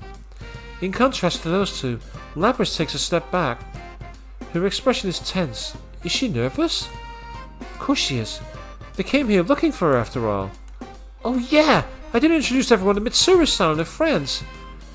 While I'm still flustered, Yukon and Rise-chan officially introduced them to everyone else. And afterwards, Mitsuru-san explained the circumstances of how they ended up here to us. More like to Labrys, though. How this case began by Labrys dropping into a TV, and how they all pursued her in this world. As Mitsuru-san explains their intentions, Labrys seems to get even more nervous. She must be worried. But it's alright. Mitsuru-san realizes Labrys' emotional state. She turns her gaze towards Labrys and kindly smiles to her. Don't worry. I'm not planning to seal you away again. But I ran wild and caused so much trouble. I mean, not just today, but back then, too. You've awakened to your persona and gained control over it. You're hardly a rogue test unit anymore. Besides, you have a heart. We would never treat anyone with a heart so poorly. Mitsuru-san really is as kind as I thought. Her emotions seem to have reached Labrys as well, and she's about to smile to answer Mitsuru-san. Her expression goes blank, and she suddenly starts moving. Huh? What's going on? Huh? Labrys' recognition signal has been interrupted. Someone is hacking into her. Recognition signal? Hacking? What does she mean? Just about to reach towards Labrys. It's not over yet. A completely different person's voice came out of Labrys' mouth. Upon hearing that, Mitsuru notices something I don't and mutters in surprise. Is this the same communication system we use? What are you standing around for? Everyone, get away from Labrys! Labrys' hand jerkily reaches towards the axe on her back. After a moment's pause... Labrys! What's going on? I cannot gain access. She's being controlled. It isn't coming from inside this facility. The signal originates elsewhere. You mean outside the TV? This is just a little extra resistance. Now, entertain me. Say, the voice of Labrys reminds me of GLaDOS. For science, you monster. Labrys dashes towards us with glazed eyes. Just when everyone is shell-shocked by the sudden turn of events, I stand before Labrys. Hey, what are you doing? It's too dangerous. I'll stop her. Isn't this part of protecting her? I need to stop this. Amagi. I don't know what's going on, but there's no way Labrys will try to hurt everyone. If someone is controlling Labrys, I have to put a stop to it. I draw my fan and face Labrys. I also made a promise with her earlier. I promised that I'd never let her suffer alone again. Please, wake up! So it's time to fight the final fight as Amagi.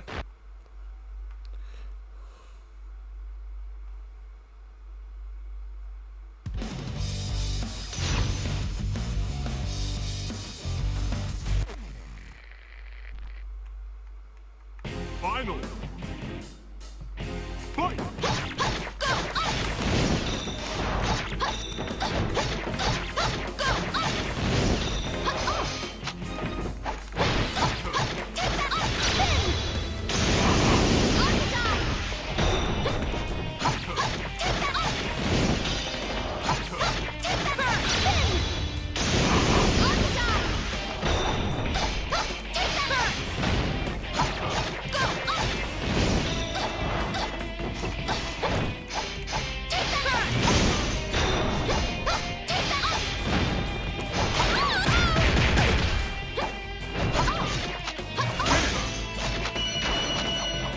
Okay, that was a cheap way to finish, but I'd done so much ass kicking beforehand. I was going to cheat my victory over at the end.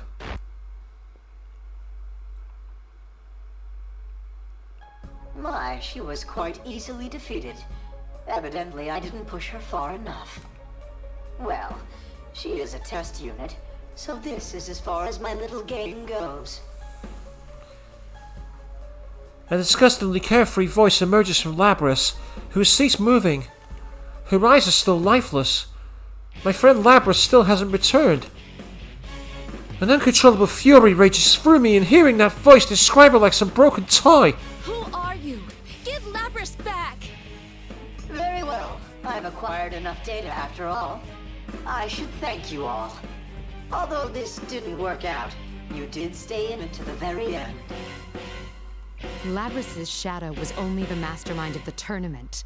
I see now. You're the true culprit behind the whole thing. Mitsuru-san's words make me remember. Now that I think about it, Labrys' shadow separated from Labrys when she entered the TV. In other words, she only sponsored the tournament, but she didn't drop herself into the TV. Without someone to do that, this case could not have happened. Does this mean that the culprit is controlling Labrys from somewhere outside the TV? From somewhere safe? That can't be forgiven! Indeed. It was I who stole Labrys away. Since I don't have a persona and can't enter a TV, I needed a puppet that could run amok for me. Labrys' persona was only partially awakened, so I had a feeling her shadow would appear if she underwent a little suffering. You got the better of me this time. You deserve to know at least that much. This time? Are you still planning something? The culprit mocks us. I can't take this anymore. I thought that I was finally able to save her. I thought that everything would be alright now. That's enough! You're the worst! Labrys has a heart! How can you do this to her knowing that? A heart, hmm? Meaningless. Whether or not she has one matters not at all to my plan. What? That's it! The voice continues mocking us and ignores my words. Well then, everyone, until we meet again.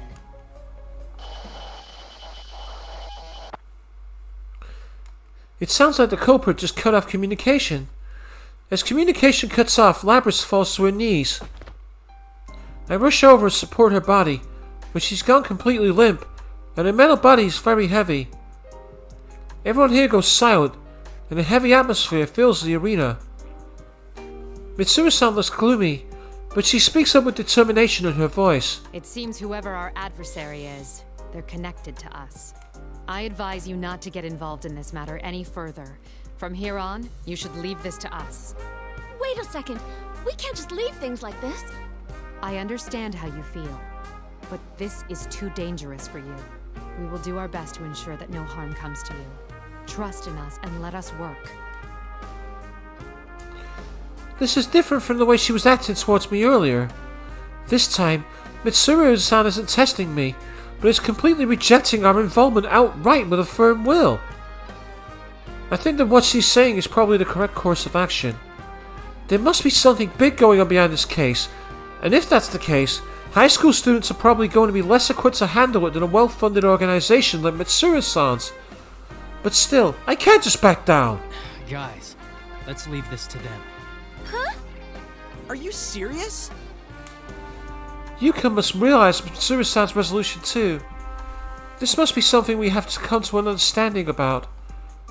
My mind understands that, but my heart still... Yukiko, it's best for now if we go home. Yuka puts his hand on my shoulder. Huh? Did I just hear him say, "for now"? Under his breath? When I look up in reaction to Yukan's words, I see a strong fire in his eyes. I see. I nod in recognition.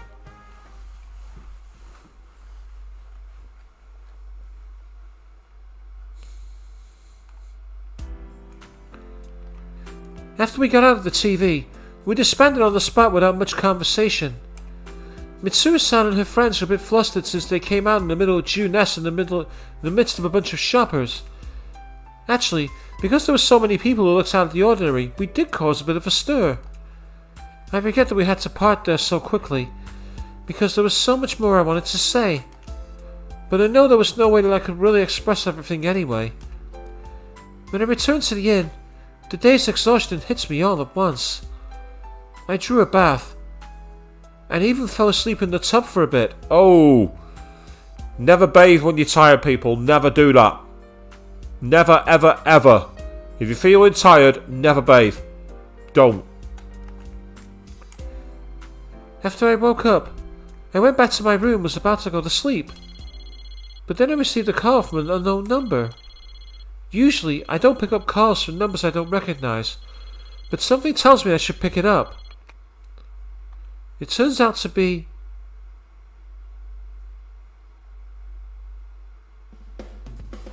And allow me to thank you once again. You did a lot to help today.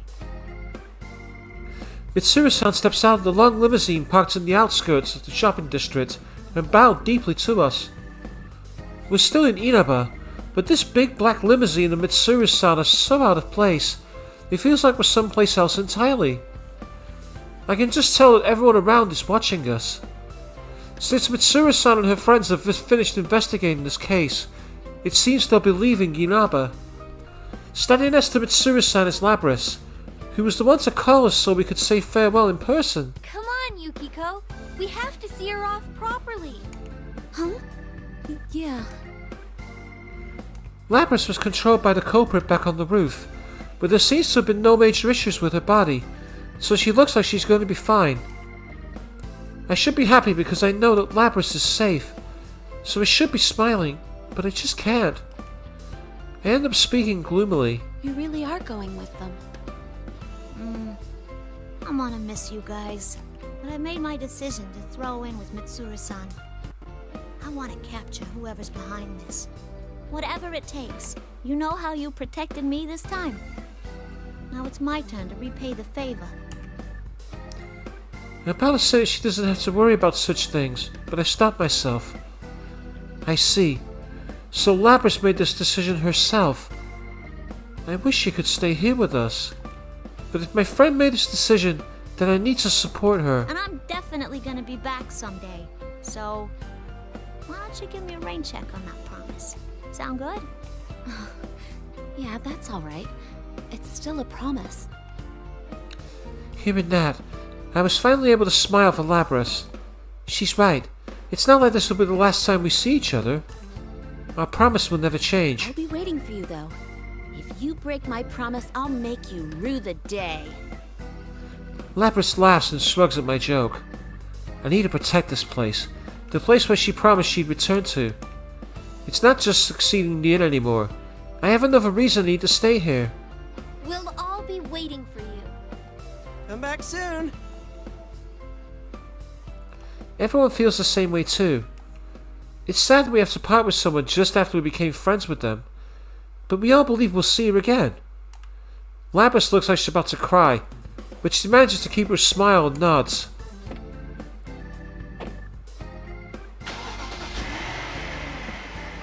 Mitsuru-san tells her that they're about to leave, and once the two of them in a limousine, it quietly heads off.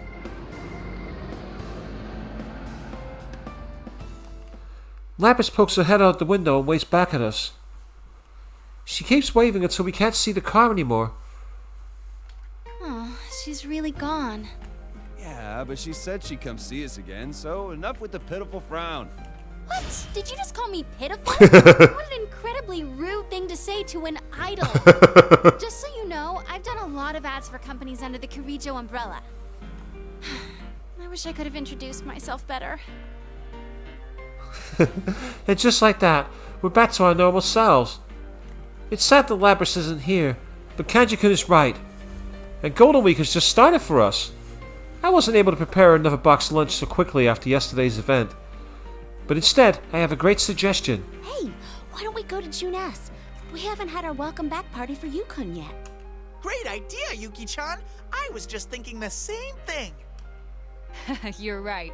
It's been a while too, so let's all go there and catch up. Yosuke and Yukon glanced at each other upon hearing my suggestion. Could they be scheming something? Alright, sounds like a plan. We have a few things to talk to them about too, right, partner? Yeah, let's go, everyone. Those looks. That's some kind of secret friend wink, isn't it? They're definitely up to something. We're not exactly sure what's going on between them, but I do have an idea. I'm guessing it's probably something we'll all together be together for, right? We still have a lot of Golden Week left after all.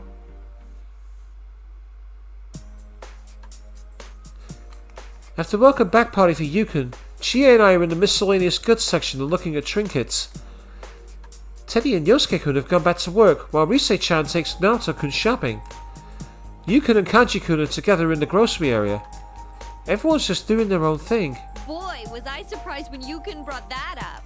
I didn't tell her we wouldn't get involved, was it? Can you believe him?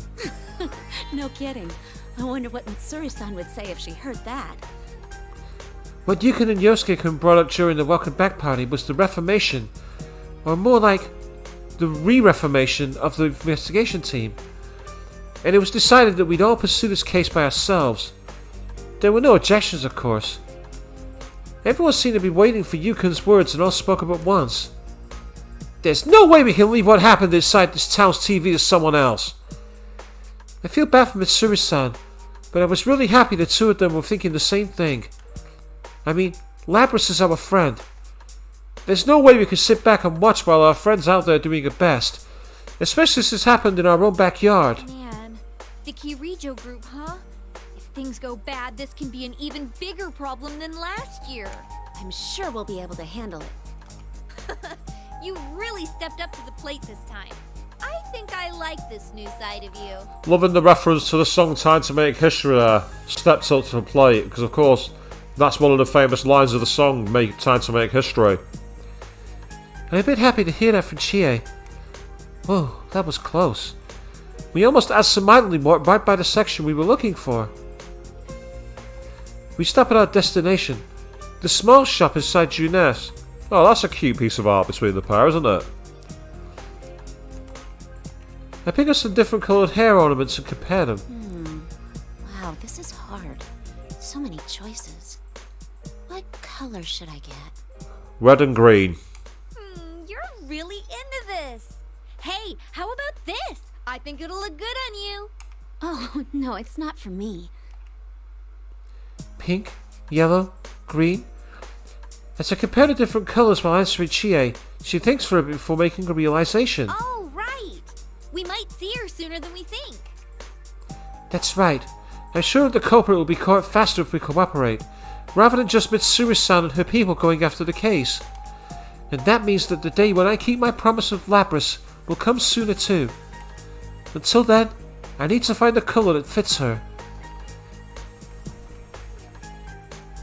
I picked various coloured scrunchies and imagined how they'd look decorating Labrys' hair. Avian, that's a good suggestion. Get them all.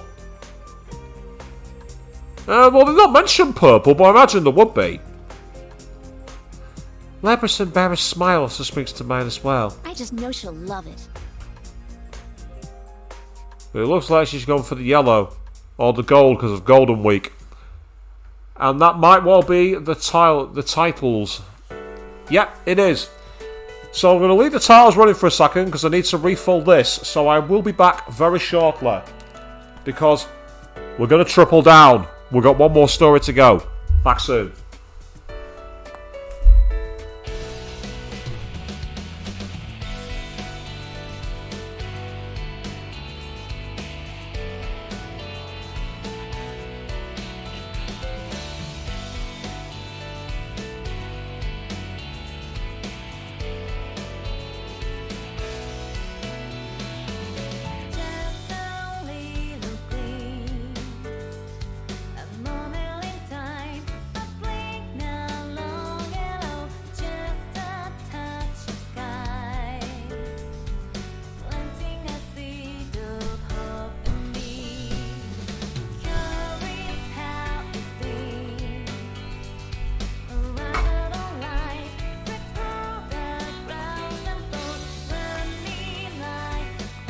Right, there we are, we're back. So, with that in mind, let's get the credits there. And purple and silver would have been your choices, Avian. They are good choices, to be fair. Welcome to the Velvet Room. This place exists between dream and reality, mind and matter. Now then, why don't you introduce yourself? So there's the trophy for the Unconquerable, having beaten Yukiko's story. So now, we're going to take control of the 2000 IQ detective. Yes, we're going into Naoto-kun's story. Here we go. I wish you good luck. Making. And we'll continue from the cliffhanger. Rise-san! Yep, so this is literally how it ended last time, where Naoto ran in, guns blazing, getting ready to take control. Look out! I see something glimmer from in front of me. Acting purely on instinct, I duck instantly. A low whizzing sound passes above my head. What was that? Did something get thrown my way? Naoto-kun! Rise-san turns towards me. I look at her from across the room. She's lying on something large on the ground. On closer inspection, the red and white lump she's holding down is Teddy. I see General Teddy in the back of the room, so the one with Rise-san has to be the real one. A girl is standing between Teddy and the General. I've never seen her before, but looking at her mechanical body, I can tell who she is. That's Labrys. What should we do? That girl wasn't normal. She wasn't even human. I know it sounds hard to believe, but she's a robot or something. She defeated Teddy and, Calm down. Are you talking about Labrys? Though Rise-san is quite shaken, she still nods. The riddle is solved then. You're not the real Teddy. You're only a shadow taking his form. The shadow of Labrys here, to be precise. Aha! No wonder they call you the Detective Prince now, Chan. You cracked the case. I've forgotten how ridiculous this character design is, General Teddy. Of course, it's an obvious reference to M. Bison from Street Fighter. But even if you figured it out, there's still nothing you can do. I carefully watched General Teddy as he scoffs. Whatever it was he threw at me. I was too busy dodging to see it clearly, but it must be dangerous. I'm sure he won't hurt his owner, but until he learns a certain phrase from her. But he has no reason to be gentle with the rest of us. I point my gun at him, ready for any more of his attacks. However, the next attack comes from a direction I had not been expecting. What? There's a droning sound. It's coming from a giant axe, flying at me. The axe is bigger than I am, spinning through the air towards me. Like a boomerang, it curves back and returns to the hands of its wielder. There are thrusters behind the blade, allowing the axe to fly as it spins.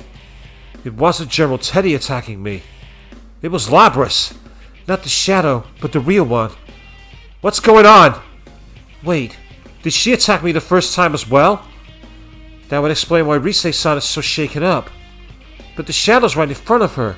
Why is she going after me? It's not true. I'm human. This is all just a bad dream. I gotta destroy everything. I'm human. I can't find any meaning in what she's saying.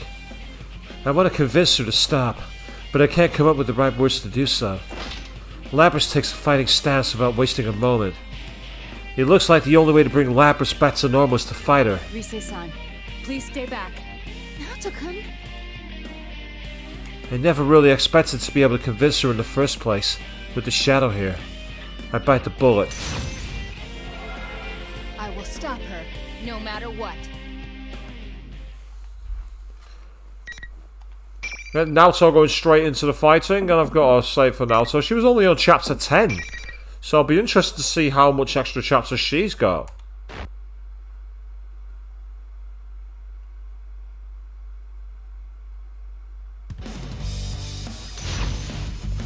Now, I've not played as Naoto in ages, so I'm going to see if I can remember any moves. Finally.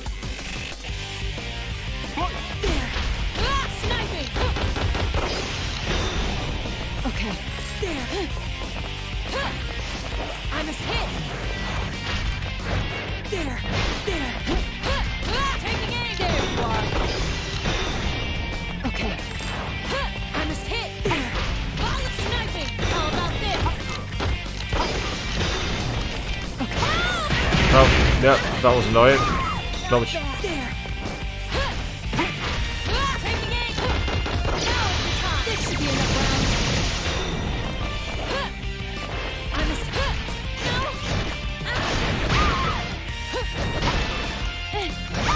Now you are there. I must hit. Sniping. Now is the time. This should be enough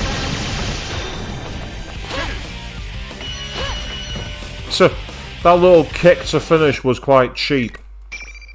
It was almost like I was taking the piss, having done all these moves that involve like slapping and shooting the gun. Aw, she beat you fair and square. You really are useless, Labby-chan. Ooh, savage from General Teddy there, damn! After Labrys collapses, the shadow looks at her as if she was trash. Your whole reason for being is to fight. And you can't even do that. You're not worth a damn. You don't need to exist anymore. The shadow's voice and speech pattern begin to slip away from its impersonation of Teddy. No, that's not all. The fake Teddy's appearance begins to warp as well. Finally, the time has come for it to reveal its true self.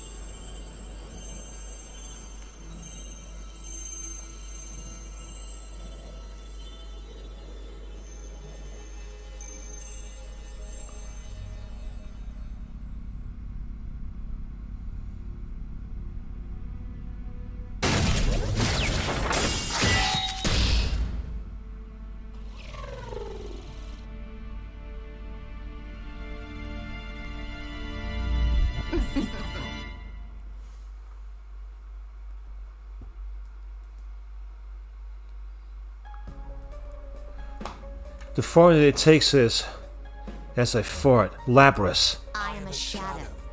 The true self. That's my face. Huh. You don't want to remember? Fine. You can die like that. What? She's attacking her owner now? Is it a threat to pressure her? No. This is a shadow we're dealing with after all. There's no way knowing what it will do. Stop it! What's this? Why are you protecting her? It's her fault you all had to fight each other, you know. With that, she turns to her other self and looks down at her with disdain in her eyes. You want the everyday boys and girls to experience what you had to go through, right? That's why we're in a school having a fighting tournament?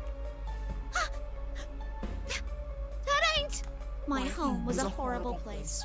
They made us fight and kill each other just to collect combat data. It hurts so much, but no one understands. How can I make them see? I know. I'll force friends to fight each other. Maybe then they'll understand. No. I wanna make them understand. That ain't true. That's not what I want. Oh, yeah? Then let me take over from here. I'll destroy everyone who pretends to understand, just like you did before. Stop! I've had enough! Labrys! No! You're not me! No! You said it! You finally said it! The power, I can feel it building! Now it sounds like, oh shit. A sinister order emerges from the shadow. Even the surroundings begin to warp with its energy.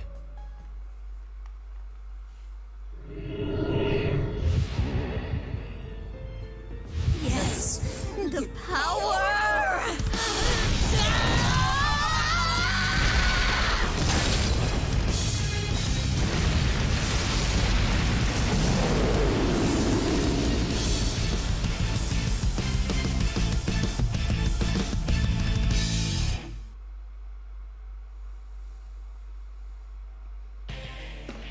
In an instant, the area becomes dominated by a piercing red light.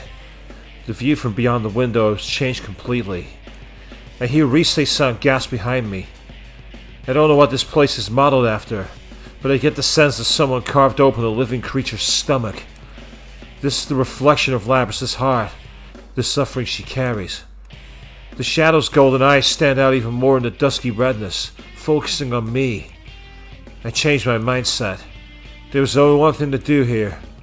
Just as my friends did for me. Rise-san, you watch Labrys and Teddy. I got him. Good luck, Nato-kun. Yes, I'll save her.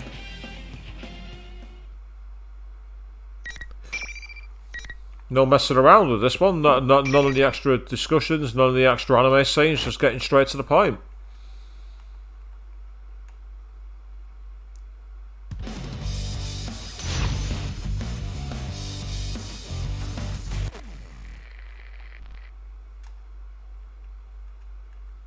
Final.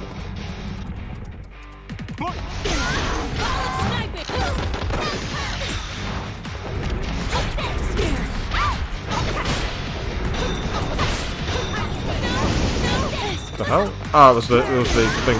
Not the words, the Minotaur. This should be enough rounds. What was that about? I must hit. Take the game. There you are. Okay, there. Snipe it. There you are. This should be enough rounds. I must hit. Sniping.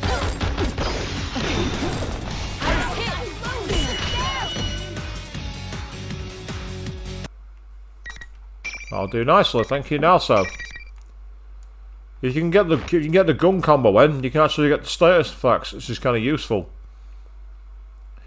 The giant creature behind the shadow, I began to think of it as part of the shadow itself, vanishes with a loud roar. I managed to defeat her. She shows no further signs of resistance. Cautiously, I turn around and watch Labrys, who is still sitting on the floor being held up by Rise-san. It seems that Teddy has also regained consciousness. He had broken into a sweat, flustering as he stands next to Rise-san. Are you alright? Labrys has a melancholy look on her face as she hangs her head. She's so human-like. The sheer authenticity of that expression makes that thought appear in my mind. I didn't have the chance to introduce myself. I'm Naoto Shirogane.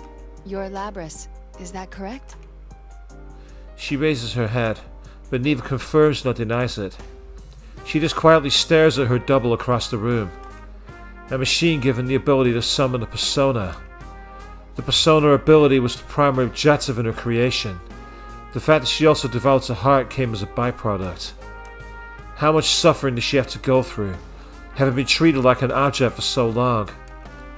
It isn't easy to imagine. I can't claim to understand your pain. It was only today that I learned you existed, to say nothing of the weapons program from which you sprung. But there is one thing I do understand.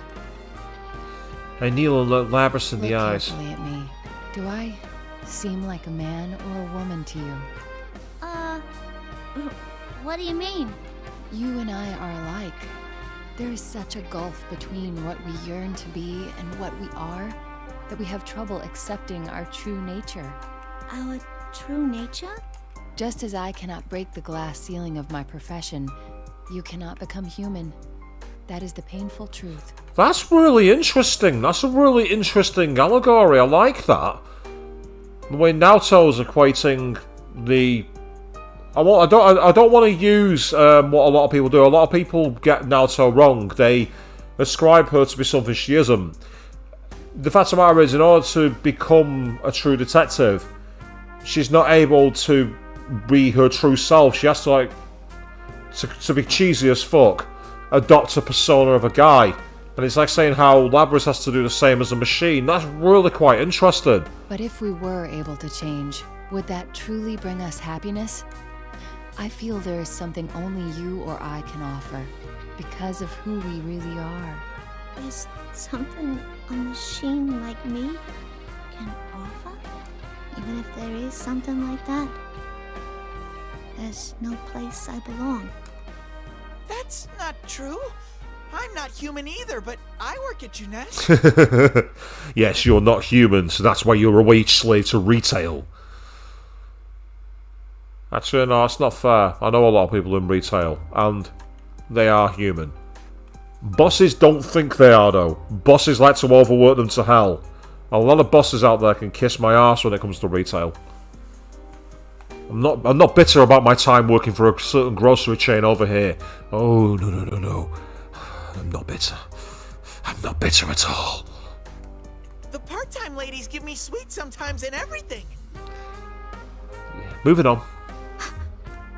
The heart is always lacking something. It may be that you and I will be troubled by this same thing for the rest of our lives. But please don't forget that you're not alone anymore. I'm not alone. I nod strongly to Labrys as she looks up at me. I repeat it for emphasis. Don't worry. You're not alone. That's right. I'll stick to you like glue. Yeah. And it won't be just us. I'm sure you'll make lots of friends with everyone in town. Really? A machine? Like me? We nod. Labrys stands up and approaches her shadow. They said it's okay to be me. Doesn't that make you happy too? She takes the shadow's hand as it droops its head to it listlessly. I'm so sorry I locked you up inside me for all that time. But we'll be okay now. I'm not alone. And you're not either, right?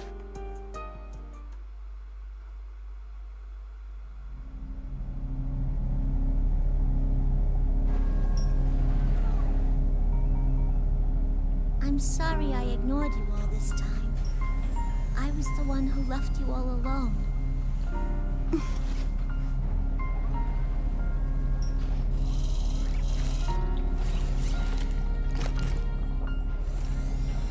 No, you are me after all.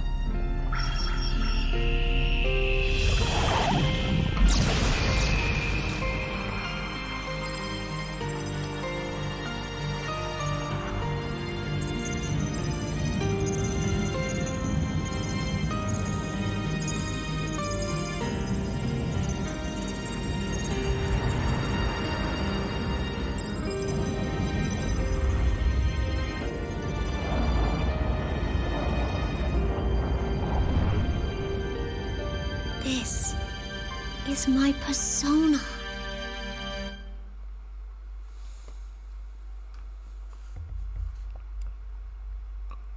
Labrys, there are some people from the Kirijo group here looking for you. I wonder if they'll stick me back in that box again. Of course they will. After all, I caused a lot of trouble. What else are they gonna do? I can't say anything about that for certain. But you should talk with them. It's your right to be where you belong. Yeah, you're right. At that moment, I hear several sets of footsteps approaching from outside. I stand and take a fighting pose for an instant, but relax when I hear familiar voices. I ease up and smile. Is everyone alright? Whoa, Senpai! You're back from the city already? Never mind him, Kanji-kun. What about you? What have you been doing all this time? The Shadow Host was defeated. The invisible walls must have disappeared. This place is familiar to all of us. But the walls gone. Finding each other is a piece of cake. Yo, Naoto. Guess you made the big meetup after all, huh? I swear, we're tied together by fate or something. Actually, is that the real you, Teddy? You're so blind sometimes, Yosuke. Rise-chan, I'm so glad you're safe. Senpai, you're all here. Kirijo-san's group comes in behind Senpai and the others. The room instantly falls silent. Perhaps some of the others had encountered them during a match before I did, but in general everyone was shocked to see them. Kirijo-san weaves between all of us and walks directly toward Labrys. You must be Labrys. All of us hold our breath at Kirijo-san's dignified voice. I'm Mitsuru Kirijo. You may have heard already, but I came to collect you. Collect. At that, Labrys takes a step back. I put my hand on her shoulder to comfort her. She looks at me, and I nod. Human, robot, anyone. It doesn't change anything. But no matter who you are, there are things that you have to carry out through your own actions, using your own words. I don't want to go back in that box. Or to that lab. As Labrys managed to say it, a voice speaks up from behind Kirijo-san. Mitsuru-san, I'd like to ask that you consider her request. Labrys's, my sister's abilities, will surely be useful to us. Please, can't we enlist her on a trial basis and see what happens? Sister? Surprised by the unfamiliar appellation, Labrys looks towards the speaker. You're a robot too. It's nice to meet you. I'm Aegis, the 7th generation anti-shadow suppression weapon. I'm your successor, sister. We're sisters? She answered Labrys with a smile. Amazing. Her tone, her expressions, they're all so human. I'd like to third their request. I'm well aware that I'm in no place to make demands on you, but...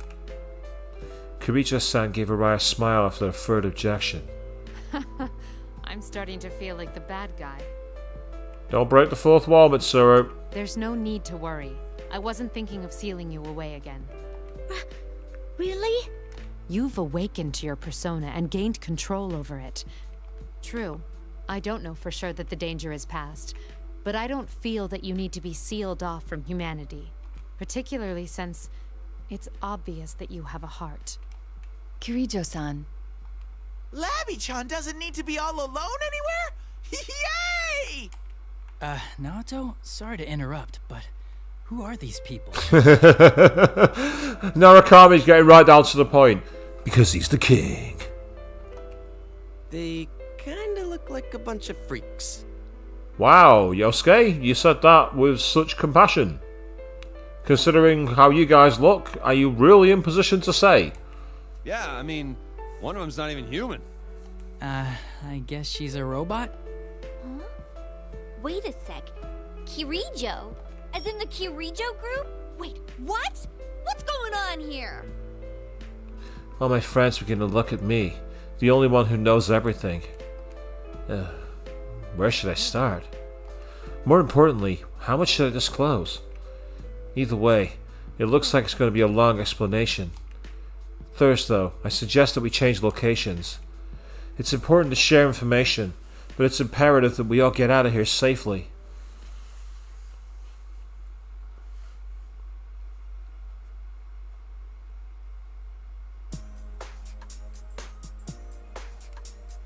Teddy leads us to the roof.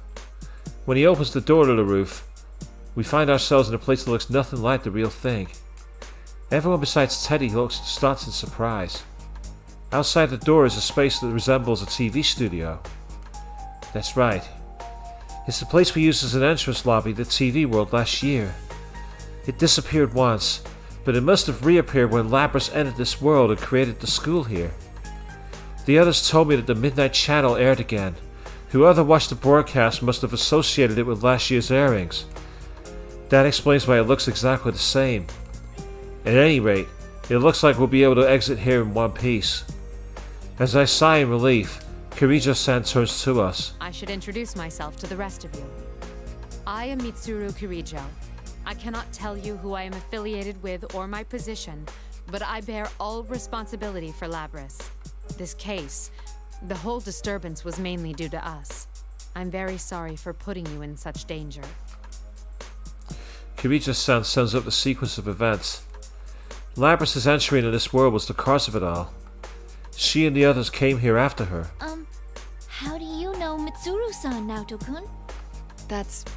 well... Shirogane was working with us.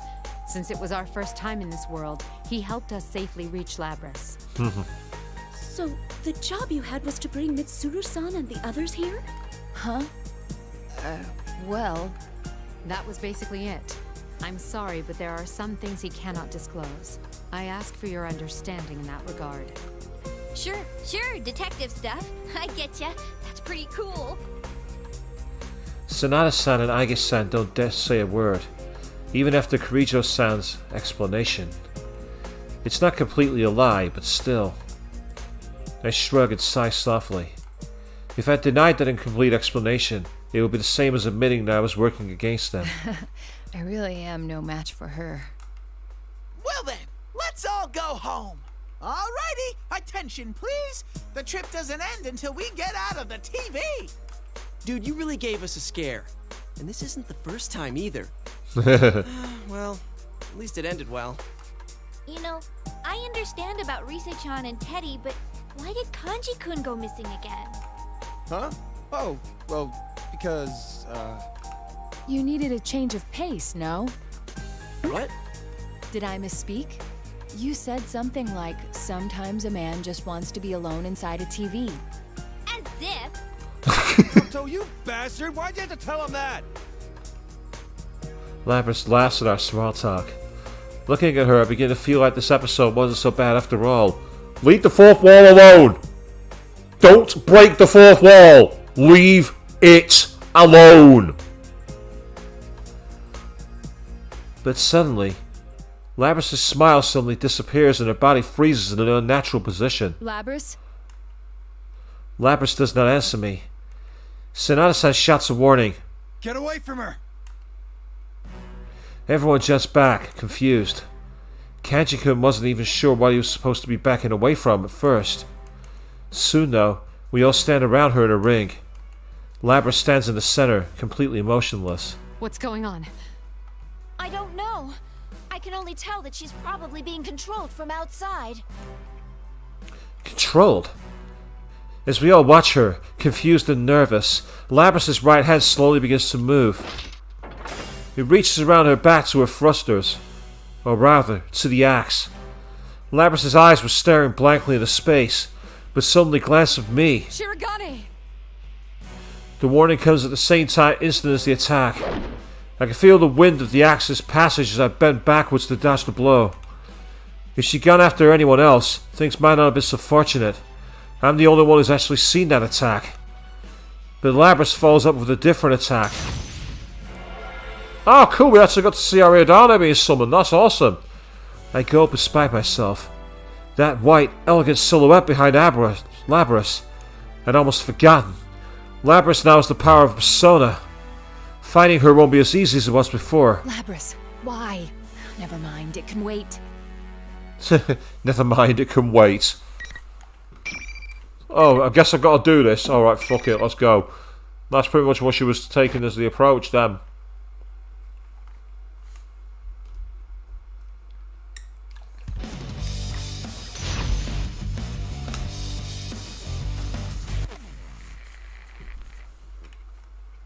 Finally.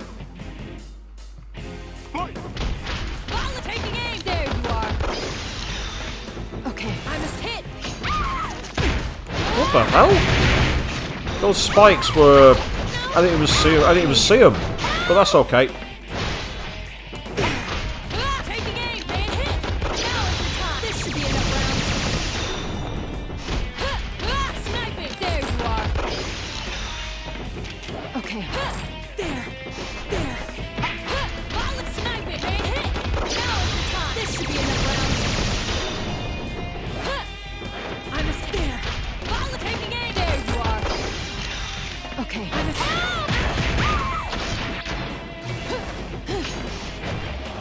I must hit. Sniping and hit. Now is the time. This should be enough rounds. Yeah, you got a super finish as well. That's awesome.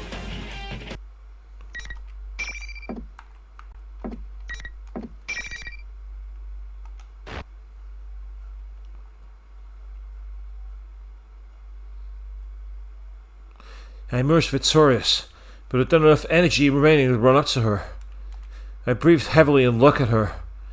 I guess Sam runs towards Labrys in my place. Sister, are you all right? Suddenly, an uncanny voice echoes throughout the studio. My, to think she'd fall so easily. Interesting, so it's not coming from Labrys now. Everyone glances around, trying to find where it came I from. hoped that she'd provide more entertainment. What a disappointment. As soon as this sentence is complete, all eyes turn towards me. I cannot blame them. After all, this voice was mine. The darkness in the center of the ring twists and squirms like gel. A face forms on its surface, and hardens in the limbs like a human body. It stands up. The thing standing before us was, again, me. No, just something taking my shape. Naoto-kun's shadow? Why? I thought you disappeared. I can't stop myself from being filled with anxiety, but I keep my voice calm as I ask it a question. Who are you? Once you've gained your persona, you're not supposed to see your shadow again. That's what you thought, isn't it? Well, we know that's not the case. Did you really think I had gone away? Well, too bad. Man cannot let go so easily of his weakness. I'm always with you. And we know full well there it's a mistake anyway because it's used the wrong pronoun. No, this can't be happening. My friends become even more disturbed. They certainly had cause to worry. Could the same thing happen to them? Will it? I, however, did not stir. Instead, I suddenly understood what had happened.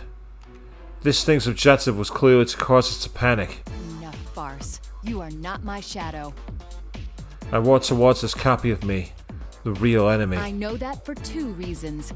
First, I was able to use my persona in the battle just now. One's persona and shadow are two sides of a coin. If you are my shadow, my persona should have been unusable. Second, you took control of Labrys just now. That's an unusual power far beyond the capabilities of a human like myself. I'm sorry to say you've dug yourself a deeper hole by showing off that ability. With a power like that, you could drive a man to extreme acts, which was the missing piece in this case. You mean the hijacking wasn't just the work of a highly motivated crew? Rather, whoever we're talking to now was... It was Labrys' dark wish that we fight each other. But what if someone knew beforehand that that would happen? Labrys has a heart, but she's also a machine. Unlike humans, her memories can be tampered with. By using Labrys, you thought you could orchestrate the disturbance her shadow would create in this world. Your objective is, as you just said, to gather persona users, have them fight, disrupt their hearts, and steal their personas. That's why you're appearing in the form of my shadow right now, to confuse me. You're the real puppet master behind this case. I'm surprised. Very insightful of you, Naoto Shirogane. Quite impressive work. What did you expect from the 2000 IQ Killjoy detective? I didn't expect you to fight back this fiercely. Sadly, it seems things won't be going according to plan this time. But I'll make use of what tools I have to the very end. This is my last chance. No, more like a marvelous entertainment. Now stand, my puppet. Labrys staggers to her feet. There's no doubt now. This is the person controlling Labrys. And she's yet to break free from the spell. Poor thing. It's all worn out because of you. It shouldn't have much strength left to fight. But unless you destroy it, it will keep rising up and attacking you all. What will you do? Labrys pointed her axe at me for the second, no, third time. Rather than caution, I felt sympathy. The forced killing of comrades against one's will. I see now. This is the past her shadow had talked about. Shirogane, you need to stand back! Kirijo-san steps in front of me. Wait, if we all attack her, we may end up destroying Labrys. But she's just under its control. If we can release her, she should stop attacking. I glance over at Rise-san. Is that possible? Alright, I'll give it a try. Perhaps Rise-san's persona was powerful enough to do it. I think it's worth trying. However... It's no use. What is that thing? It's not a shadow, it's way too strong. I had a feeling things wouldn't be so easy. Out of options, Kirijo-san signals Aigis-san with a troubled look on her face. Aigis, prepare for the worst. Aigis-san opens her eyes in shock.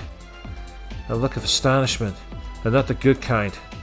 But she quickly regains her composure and begins readying her weapons. She slowly aimed them at Labrys. Realizing what was happening, Rise-san hastily interjects. Wait, let me try again. But Aigis-san pays her no heed. Labrys is in her sights. She looked calm, but it hurts just to see her expression. That's only natural. She called Labrys her sister. Good. Now suffer. Relinquish your personas. At that very moment, Kirijo-san suddenly looks up. She closes her eyes, gathers her strength as she had when she tried to establish a line of communication with her own persona. But who is she trying to reach? I see. Now! Who is she talking to? Is there someone here besides us? As I stared at Kirijo-san in bewilderment, it happens. Without warning, Labrys freezes in place. The menacing aura she'd been given off dissipates in an instant. What? For the first time, I can hear panic in the enemy's voice. Free from the power of the enemy, Labrys' body collapses to the ground. Is this where Elizabeth suddenly appears, I wonder? Aigis-san's weapons fall back into her body, and she runs to Labrys, as if all her pent-up emotions were exploding behind her like a rocket. What the heck was that? I don't know. I was getting desperate, too. It seemed like something far away stepped in. This can't be! It's just as we thought. The enemy is taking on your appearance and has no connection to you. Feel free to cut loose. Kirijo-san's voice is full of confidence. I don't know what she did, but when she speaks so confidently it's impossible to doubt her.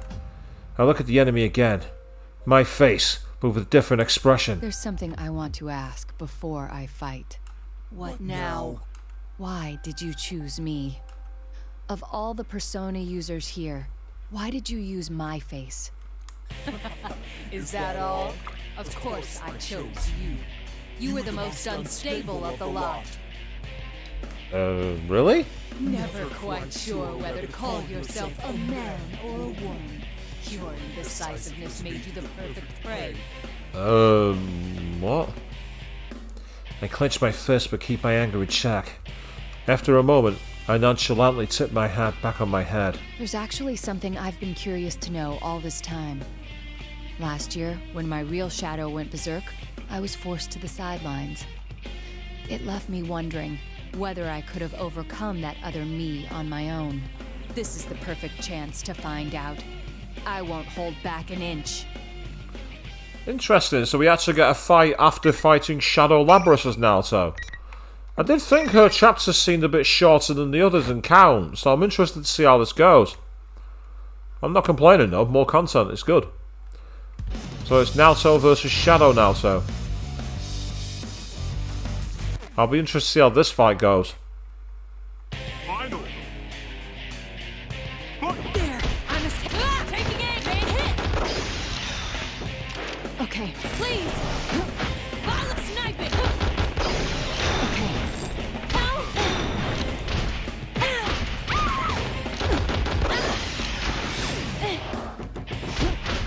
Take the game! There you are! Now is the time! This should be enough rounds!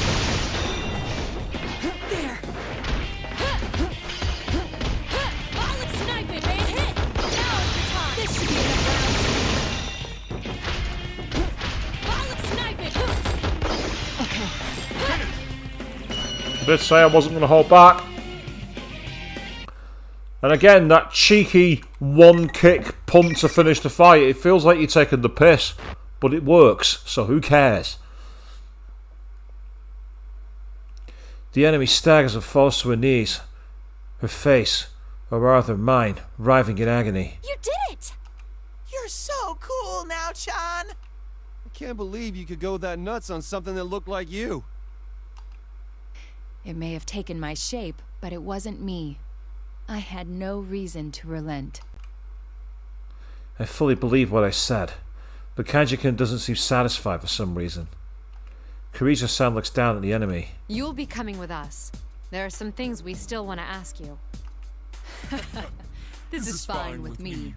There were many twists and turns along the way, but I'm not displeased with the results. It was good enough for this time that I confirmed you have the power to meet my expectations. This time, This is only a temporary form. I doubted there'd be any meaning in changing my appearance, but sure enough, it made for a very enjoyable game. I will see you in another guise next time. Just wait until then.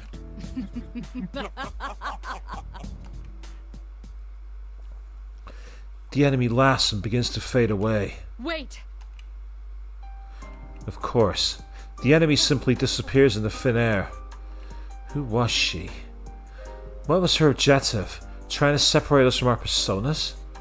Unfortunately, I wasn't able to get the core of the matter. But still, next time, huh? Well, I did say a while ago that I thought the story of this would involve trying to make people, like, lose the personas and go back to shadows. So it seems I was right. I called that ages ago. So it makes me wonder if that's the setup for Arena's Ultimax version. Hell no! Don't you dare come back again! Yeah, what he said! Seriously, that was one sick bastard. Copying Now-chan was going too far! Bad enough that it was in violation of my image rights, taking my form like that! Going too far? Boo, Teddy. Boo! I wonder if this is the start of something bigger. Yeah, I don't think we should let our guard down. Everyone's faced clouds of anxiety. No one could have imagined that we would run into some bigger threat like this. Does the enemy plan to cause another incident like this again? Are we going to get more humiliating catchphrases? Yeah, that's what she's afraid of. She's afraid of a catchphrase worse than the 2000 IQ Killjoy Detective. Forget the cloning of everything else. Forget losing her persona. No. It's the catchphrase. It's the catchphrase on the cheesiest girl. That's what she's afraid of. See, there it is. Killjoy Detective. I told you. Always bank on Swish. Am I really that bad? It appears that Kirijo-san has worries of her own now. My analysis didn't make it in time, but that was... It's hard to believe. Then again... With a strong look in her eyes, she swallows her fears and comes to us as we discuss who the identity of the mastermind could be. In any case, you don't have to worry about it. It's our responsibility from here on out. But it was obviously targeting us.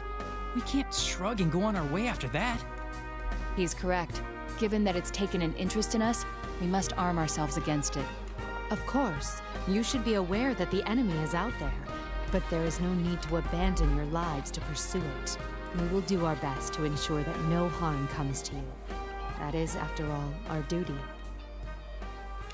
I can sense that she's completely sincere. We all trade glances, but we eventually concede. With our leader's opinion, we'll agree to Kirijo-san's offer. There are some lingering regrets, but we have little choice right now. Seeing that everything is settled, Teddy butts in and strikes a strange pose. We turn to look at him, and with a grin of pride, he kicks at the floor with his heel. That is his usual little dance with summoning the exit TV to get us out of the TV world. Kirijo-san's group is obviously surprised, and they look pointedly at the TV. What are you doing with this ancient TV? Hang on, where'd you even get this? It's a Teddy Vision! You can get out from here! Get out! A Teddy Vision! Fuck you, Teddy! Fuck you! This TV is our escape route? Can we really fit inside? Ooh, are you a little too front-loaded to fit? In that case, I wouldn't mind helping you squeeze through! Teddy. She will execute you worse than Monokuma. Don't. It's a very bad idea. You're even worse than before, you know that? And even Rise calls him out on it. We all pass through Teddy's TV and make it back to the real world. Of course, Kirijo-san is a bit flustered to find herself in the middle of a department store. Labrys looks slightly lonely, but she follows Kirijo-san by her own free will. There shouldn't be anything to worry about. Remembering Aigis-san's gentle smile, I know that they'll make sure Labrys is alright. And so the incident came to a close.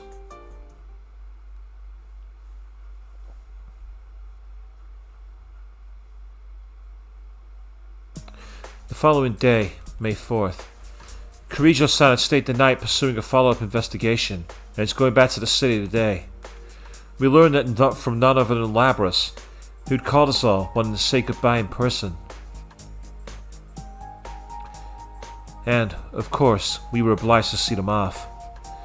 At an intersection just outside the shopping district, we gathered by that oh-so-familiar limousine to exchange parting words with Labrys. I'm really sorry for causing you guys so much trouble.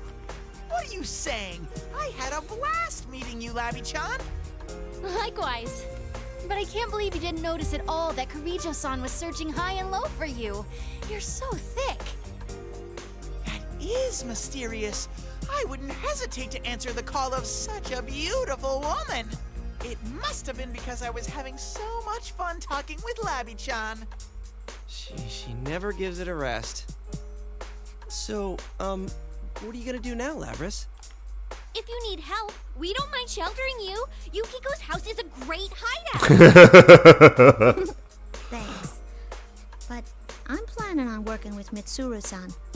We're gonna catch the scumbag who tried to use you guys.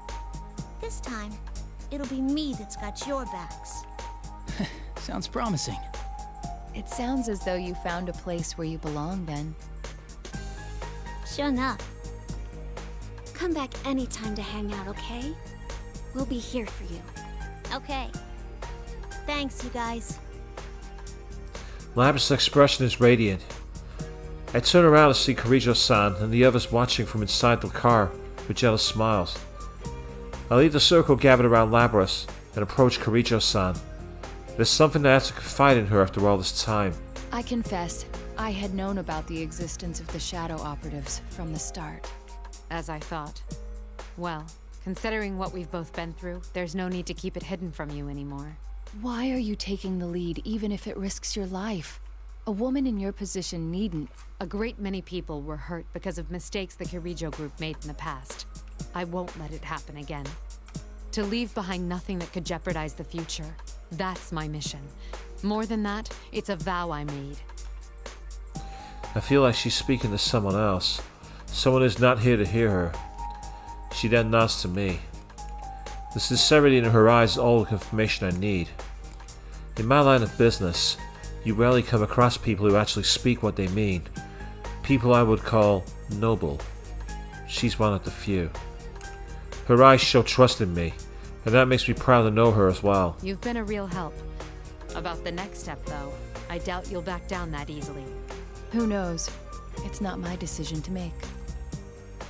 I give a casual reply, and Kirijo-san shakes her head with a smile. I understand that nothing I say can dissuade you, but I want you to be cautious.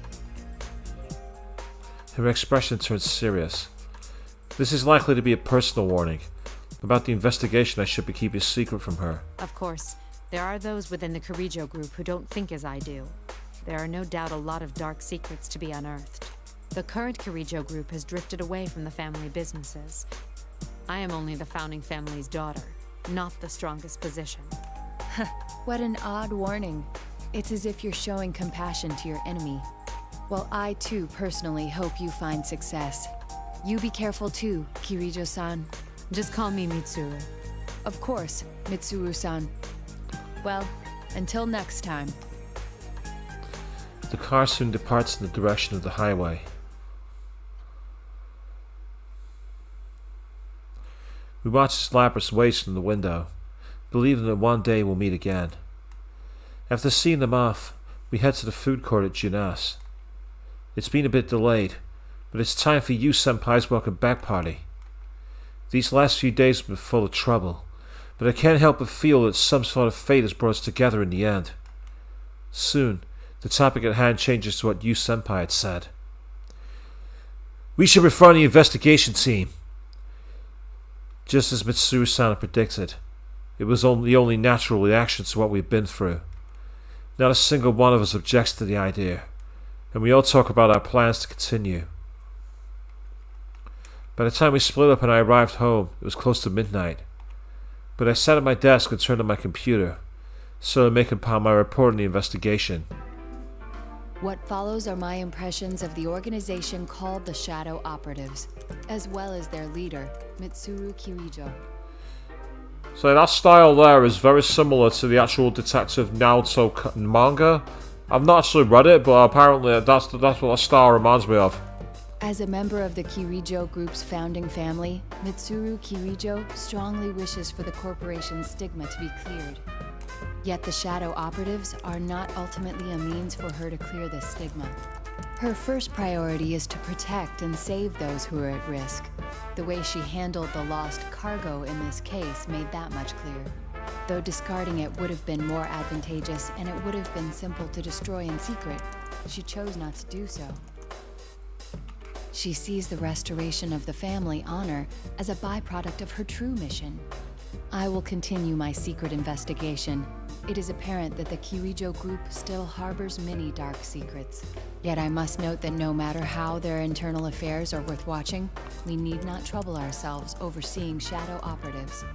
Mitsuru Kirijo does not shrink from the responsibilities she bears. We will never gain leverage over her based on her family's sins.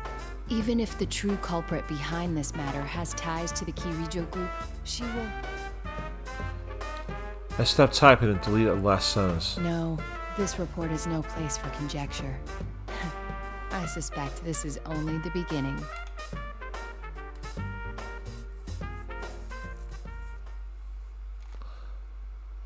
And this is not going to be a roll credits moment. Yes, it is. So, that's the credits rolling for Naoto's story as well. I'm just going to wait for confirmation, and there it is. So we'll skip that very quickly.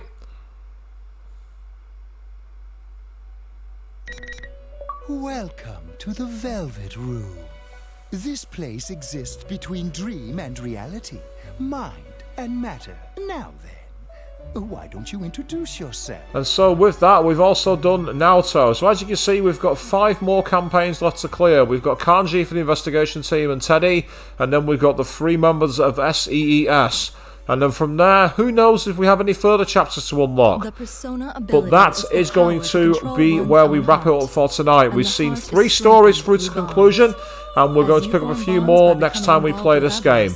But we're going to be back on Sunday evening at 8 PM BST when we pick ourselves up with more playthrough of the Dishonored DLC of the Brigmore Witches. So that's 8 PM BST, we'll be back for more of Dishonored. But until then, thank you all very, very much for watching, and good night.